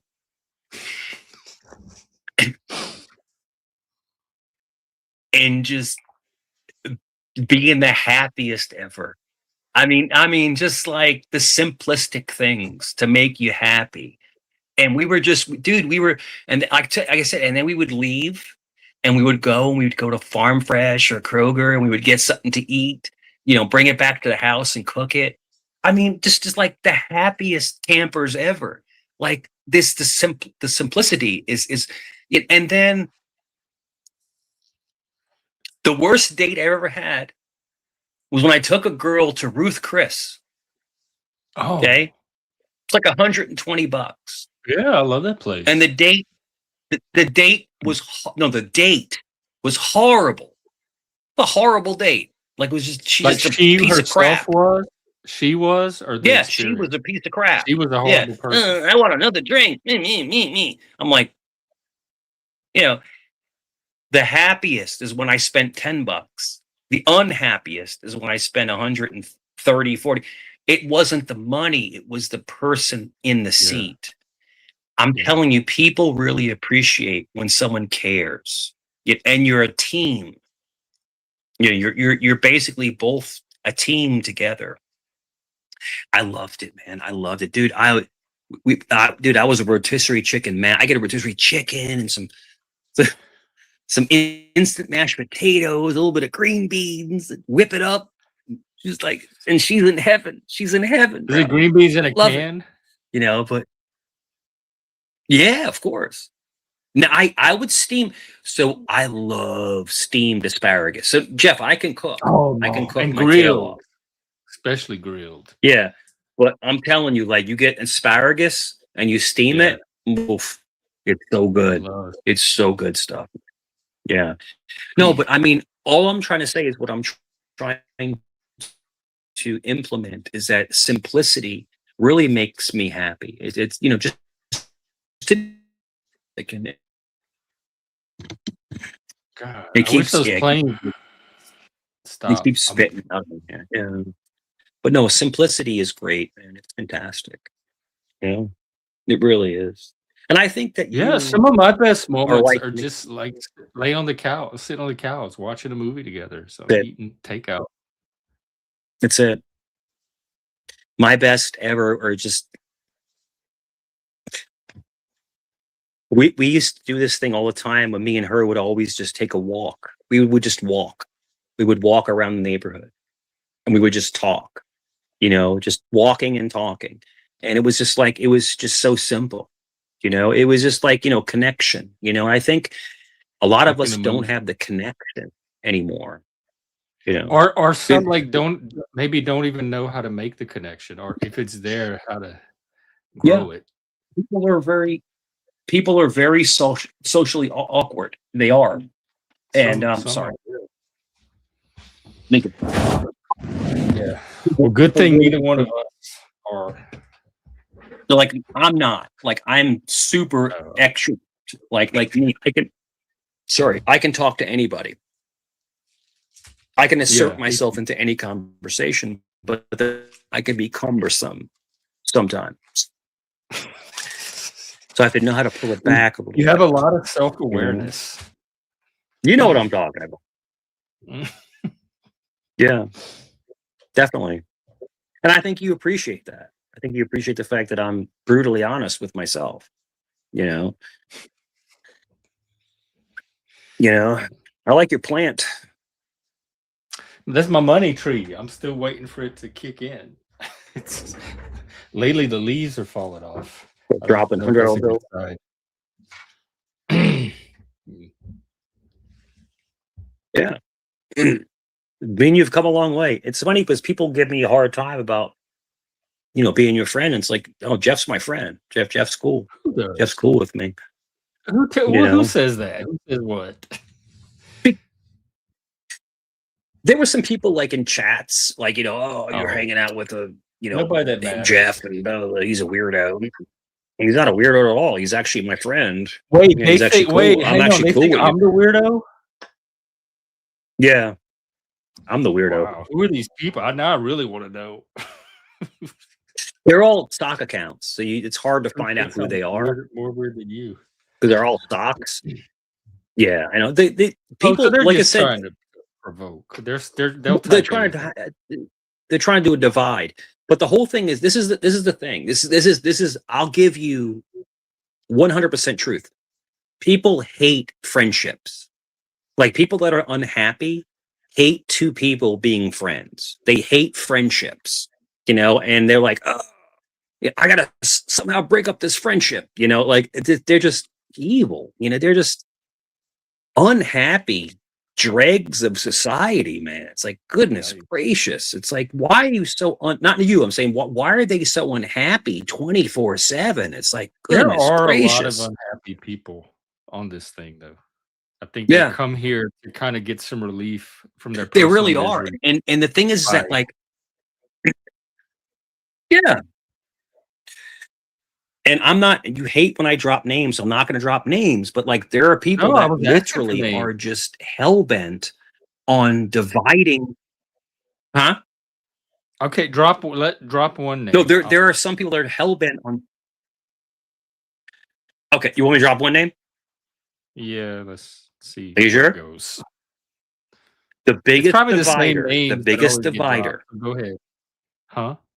Is Combat Wombat. That's the biggest divider. Oh my god, that name hasn't been in circulation for like at least over a year. Follows me everywhere. Makes 6-7 accounts about me. I remember. Comes under stock again. Like it is literally, it's a love affair. I mean, the dude's in love with me. I mean, there's no doubt about it. Like, because you have a very magnetic personality. Enigmatic, yeah. But the whole thing is, it's weird. It's weird. It's like, dude, stop. Is it because he's a guy, or just any human that? No, anybody with an obsession like that is just freaking weird. Weird. It's just, I don't affect that person's life. They don't affect my life. It's just strange, and it's just like people get fixated on people, and it's the weird. Jeff, They I do. don't They do. understand They why do. I'm this popular. I don't get it. There's literally 11 channels about me. I don't get it. I don't get it, man. Like I I'm think not that a lot of people just interesting. find you entertaining, like in a I understand that, but like they make up lies and stuff, and they lies, and yeah, but they make up take. lies about everything. They're making up lies about each other too. If you pay attention, Look at it's me. not even just you. Look, They're look, all look, look. doing it to each I'm other. not fat. I'm not. I don't have. Like they There alter was your that picture. video They alter with your the picture. side They boob. make you look all weird. Like they're just. They're just weird. Yes, this is YouTube. This is the what is it, like unfettered, unhinged masses let loose. Yeah, Trying to definitely. get all kind of Oh like shit. it's like even growing up didn't prepare us for this because in school you had some rules, some Yeah. kind of enforcement, some sense of order to kind of filter out the extreme. Here it's the wild. They're just You get it weird, Jeff. all. They're just weird people, man. It's like Bourbon Street. Yes. Yes, I agree that Bourbon yeah, Street. there are a I lot of gotta get weird to New people on Orleans, this man. thing. I gotta. To the point where me sitting on here with antlers rocking Yeah. was one of the more normal things to a lot of people. I've been cruising the YouTube a little bit and kind of like closing on some people, that are just been disrespectful. So yeah, it's just I'm trying to like not go there, but it's just like people are Well, then just don't you yeah. going I there know, now? I know, I know. It's Hey, have easier you said than discovered any new like any new YouTube finds? no. I haven't been cruising. Like there's a channel called RLM, and she's a really Or good friend. She's a beautiful girl from New York. Something the history of RLM. You should hang out with her. She's cool as hell. She's from yeah, CTs. Um, her she's super channel is cool. She's super RLM. cool. She has RLM. Bring her by one day. Yeah, she's super cool. We're trying to Yeah, get more new people. I've been on CTs in a minute. I've been taking a break. I went on yours. I actually went on Kane's last night How's and that? was How are you and battling. Kane? Because I know y'all are very hot and cold. Me and Kane are okay, but like he has people come up and I'm just like ripping them. Dude, I was ripping people. I got into troll mode. It sucks. I shouldn't be doing that. That's easy to do with his channel. It is what it is. It is what it is. But the whole thing is that if someone's going to come after me, I'm going to come after them. But the whole thing is that usually I'm more chill. I hope you're okay with this person. Who's that? Oh, Moose. Oh, what up, dog? Is that That's Moose? right, brother. I'm Jack Talcott. What's up, brother? Oh, peace Is and that you? love, brother. Brothers and sisters, I'm here. Nah, Moose is awesome, Jeff. Moose is awesome. What's up? What's up, brother? Yeah. No, but like Moose, it's been crazy out here lately. Like people are running out of content, so they're getting I feel like it's been kind of slow. It's been less crazy than it usually is. Whoops, I think they're lagged gonna out, brother. I'm back. Dude. Oh. I had to switch over Wi-Fi. Moose, how are you? How is you and the family? Oh, we're good. We're good. Look at that dude. Look at that dude. We're good, brother. Sexy ass. Look like Darth Maul. Wait, what are you? Break what out are your you in? lightsaber. I'm in my garage. Oh, Luke, okay. I thought you were in a I am chair. your Looked like you were in father. a chair, Papasan chair or something. Wow, it's still light out there. I love the light up there. Look at that. Moose, give me blue- one of those cars, man. Give me one of those cars, dude. Come on, hook me up. That is a nice car. With your What kind of- rich ass. Oh yeah, he's got a CRV. Was it a Rav So, 4? yeah, And he works Rav for that, 4. yeah. What are you talking about? It's a Yeah, man, 2006, bro. It's got like 140 something thousand miles on it. Dude, you still got like 300,000 more, dude. I sold Toyotas for 7 years, dude. Toyotas will never die, ever. And that's why you're I got not a an car Acura salesman anymore, Acura. because you sold them good Dude, cars. I got an Integra with. Oh, dude, it's crazy. I got an Integra, man, with 190,000 miles. It runs like a top, dude. these Japanese cars, ding a ding a ding ding ding ding ding, they run forever, bro. They never stop. I got an Infinity too. I got a G35. Oh my god, the car is amazing. You know, and freaking my Ford Probe died at freaking 94,000 miles. Ay ay ay. I love Yep. that Probe though, dude. That That's Probe low. was sweet. Yeah, the transmission went out at 94,000 miles. The transmission went out. Yeah. I had to trade it. So I Moose, traded what's it and up? got What's going on? I traded it and got a Dodge Caravan. I got a minivan, dude. That's all right. There's nothing wrong with the little No, it's shag not. wagon. That's not all right, dude. I'm driving a You were a red soccer dad? freaking Ford Probe with custom everything, and I got a minivan and like a. Oh god. But anyway, sorry to cut you guys off. Everything's going good. Everything's good. Everything's chill. Yeah, It's Friday night. About to go to sleep soon. That's it. This Gotta is work night. early Are on. you in Huh? Pennsylvania? Where are you? I'm up in Maine. Oh, you're in Maine. I forgot you're in Maine. Right on. Yeah. Right on, man. I'm up here with the crab people and the lobster people. Maine's a There you wild state. I got It what's his is. name? Oh my god! I didn't know till I came on this thing. How it reminds me Yeah. of Louisiana. Doc is Backwoods I Maine, think rural Maine is wild. yeah. Doc is in Rhode Island, I think. Can't remember where he's at. No, But New yeah, Hampshire. I think he's New from Rhode Hampshire. Island. It's all Yeah, I fishing. think It's he's all up in New fishing Hampshire. stuff. It's all fishing. Yeah. Right on, man. Right on, right on. Right on, right on, right on.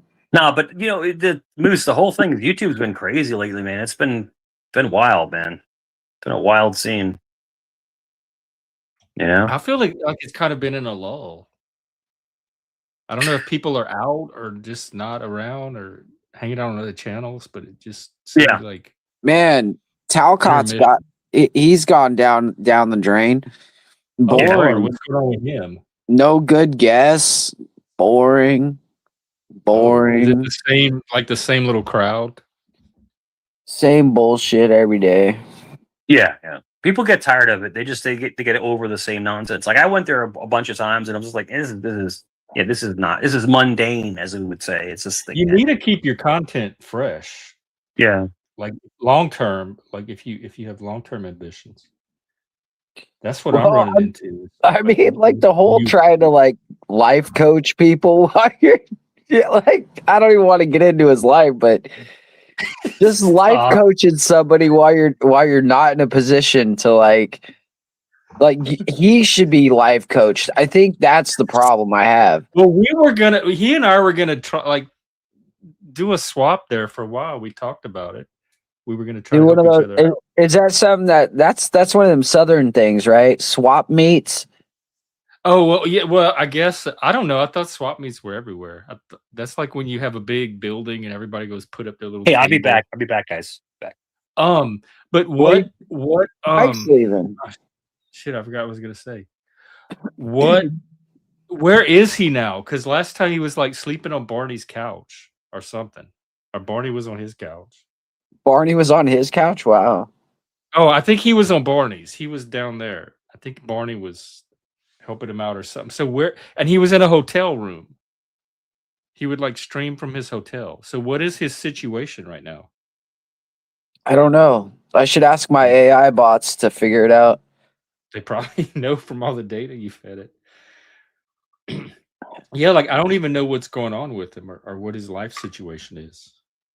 But it was very transient for a while. He seems to be happy though. He seems to be happy. That's what matters. Well, and that's a credit to Jack because he has this sense of inner peace and inner joy that he's able to tap into when he needs to where like outside circumstances don't affect him as much. He's the only person I know that can orgasm from someone rubbing his knees.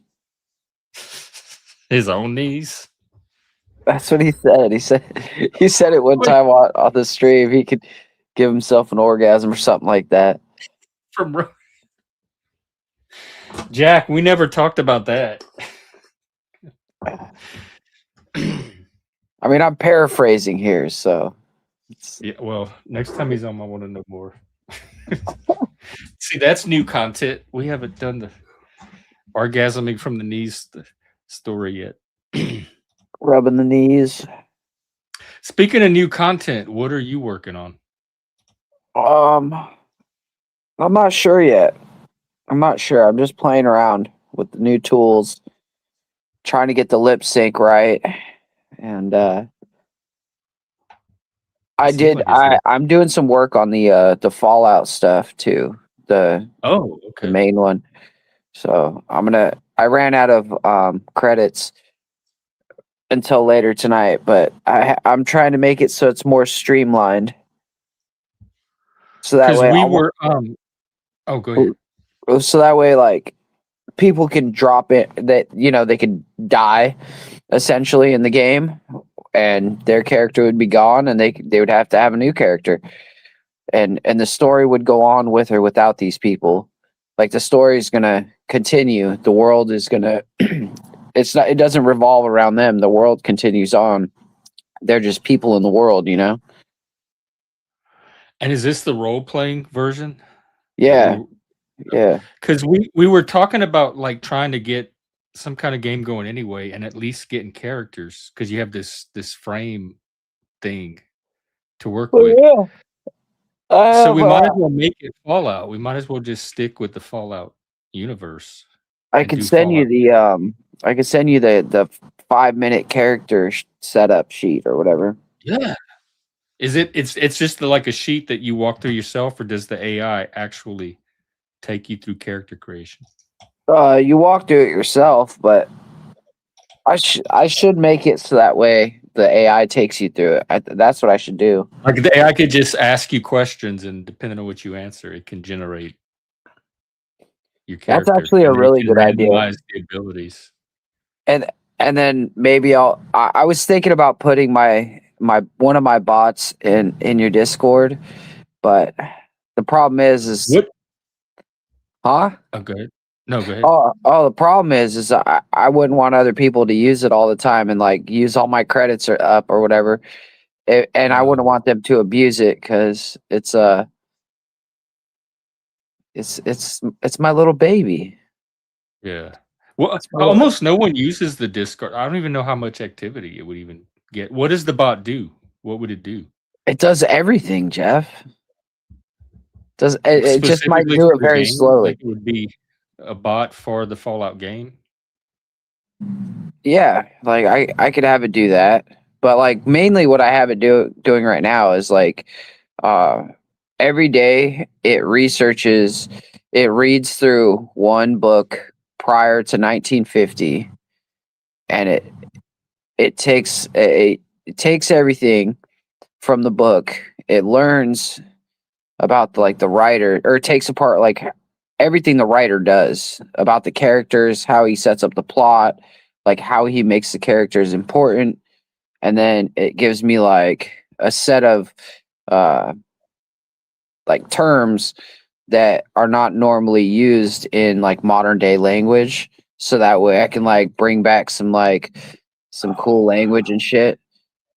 So it's learning, and then it's also teaching me at the same time. And then I also have it scrape the internet every hour on X, and it sends me an update of all the news stuff, all the trending stuff that's going on in the world, all the conspiracy related news, any AI related news. Conspiracy related news.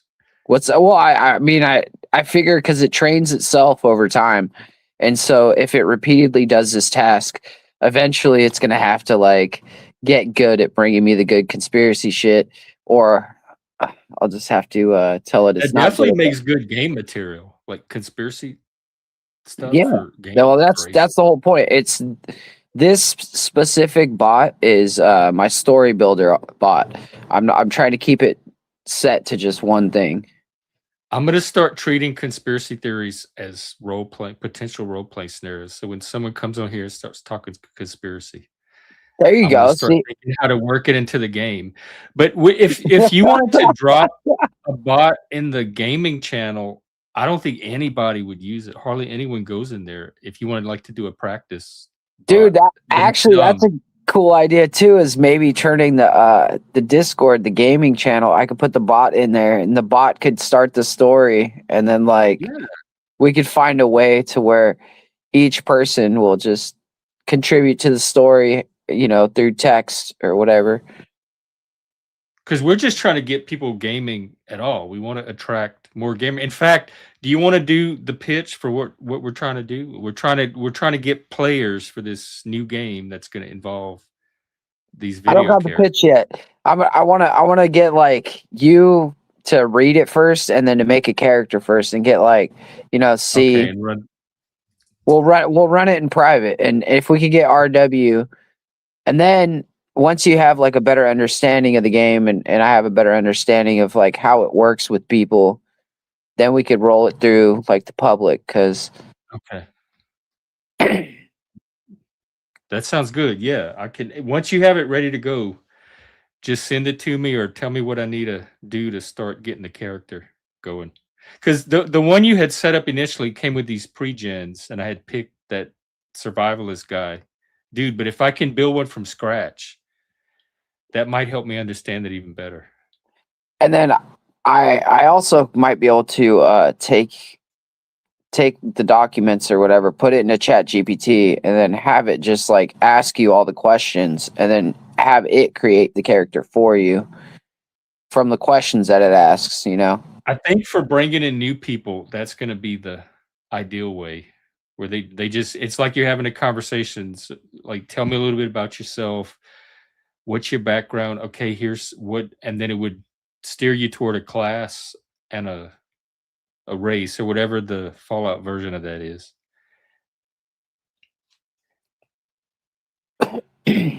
And then maybe we have a character creation channel, and then you go in there if you need to create a character, and then the bot will walk you through creating Oh the yeah, character. I could do one of those. But that is all Because the for easier we make it, like, oh, you're interested here, go here and start this process. And then the easier we make it for them to streamline their entry into the game, then they kind of just show up when it's time and they know their character and they're ready to go. And eventually you're going to be incorporating like visual images of it.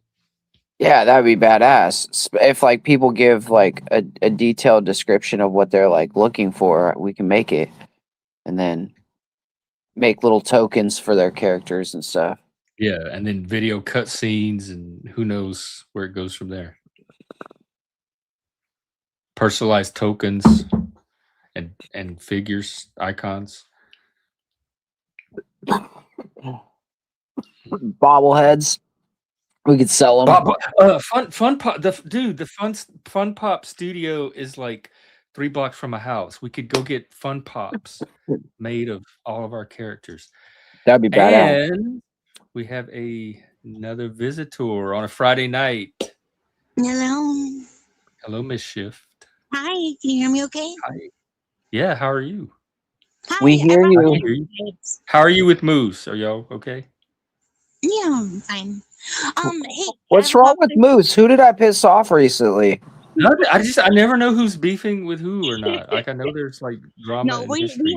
we have vegetarian vibes. But I have a pop quiz for Okay. you. Ready? Oh, we love a pop quiz. Okay. So if you had to choose right now, if you had to choose what animal to foster, which would it be? A baby little potbelly pig or a little baby goat that was wearing pajamas? Go with your Oh, why do you have You to have to do? pick. The baby You goat have to that's How do I wearing get both? pajamas. I can do both. I can handle both. You can only have one, and you have to pick right now. Why? But okay, so you have a little baby goat in pajamas. I'll keep the pig. or a My little friend, my friend had a pet potbelly pig, and they kept it in their bathroom. And every Okay, time you was went it to named pee, you had to make Petunia? sure not to let the pig out. Jeff, I can we keep don't it have in the time for this. We bathroom. have to make a decision right now. I want the goat pig, the pig goat. I know, goat. but Goat. we can only get The one. pig, We have to pig. decide right now. Goat. Pig. The pig, right? The pig. The goat. I have to have as a Satanist, former You want the Satanist. goat? I'm so the goats are so cute, but the pig. The goats are really cute and they jump and anywhere. The goat. All right, I'll pick the goat. The goat's gonna eat everything, but the pig's gonna eat. The goat is gonna eat everything and knock everything over. The goat. Hail Satan. The Oh goat. gosh, but the pig is named Petunia. Petunia pig. The pig is named Petunia. The goat doesn't even have a fucking name, but it's wearing pajamas. I'll name her Petunia the goat. I'll call her Petunia the goat. No, the goat has to be called like Gary or something like that. Why? Who's making don't these know, rules? because It's my goat. You alliteration. just forced me to choose it. You don't know, Moose. Do you have a vote? I have this goat. I don't know what to do with it. I can't even name it myself. No, you get to name the goat. The pig comes to the Well, name. Petunia. But Hey, no, Petunia. no, It's but okay. it's like- You're with me now. You're safe, and life is going to be very fun. you're not gonna be thinking about the pig the whole time. There's a huge name. Huh? But it's The kind of pig? like I'm gonna go visit the pig. Who has the pig? Did Moose probably took the pig and have the goat. Okay. Are you sure about the goat? I have it in my arms right now. Hey, you don't listen to her. She's a saboteur and a troll. Okay, we don't get any like background information. But I love on my the goat. I got a goat out of it. I love it. Thank you. Oh, Oh my this is the best Okay. pop quiz ever. Okay, all right, bye. Oh no. She took the whole show with her. All right. Well, unless Mike or Moose or somebody else is coming back up, that might be our show for today. Although I'm ready to keep going. To me the fun is just beginning. So, yeah, if you're interested in gaming with us, keep an eye on this space. We're working on a Fallout game, and we're going to streamline the character creation process, and then you can help us out with that. Oh, okay. So not to expect him back. Okay.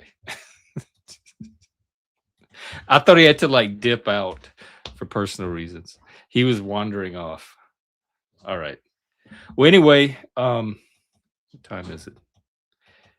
It's so early for a Friday. I do have to work tomorrow, though. I have to keep remembering that I have a job and responsibilities now, too. So, yeah, we might as well end it. Let's call it a night. Thanks for hanging out, everybody. I will try to be out tomorrow. If I do, it will be very late afternoon, early evening. If not, who knows when I'll be out again. I have to fit into my new schedule. So whenever you see me, you see me. I'll try to give enough notice.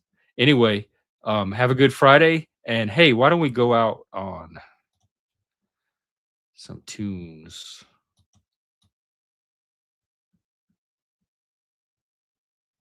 Here. We can panel dance our way out.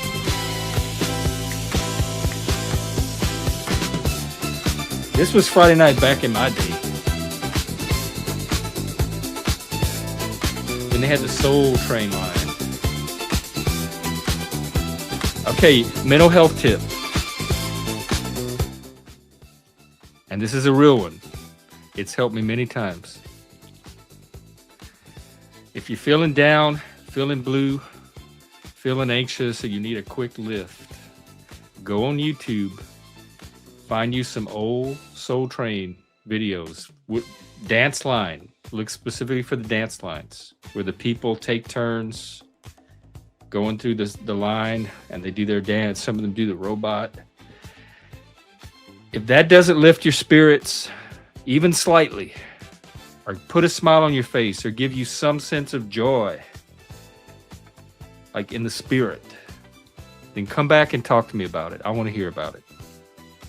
Because that works every time for me. So, take care, everybody. See you next time. Happy Friday. So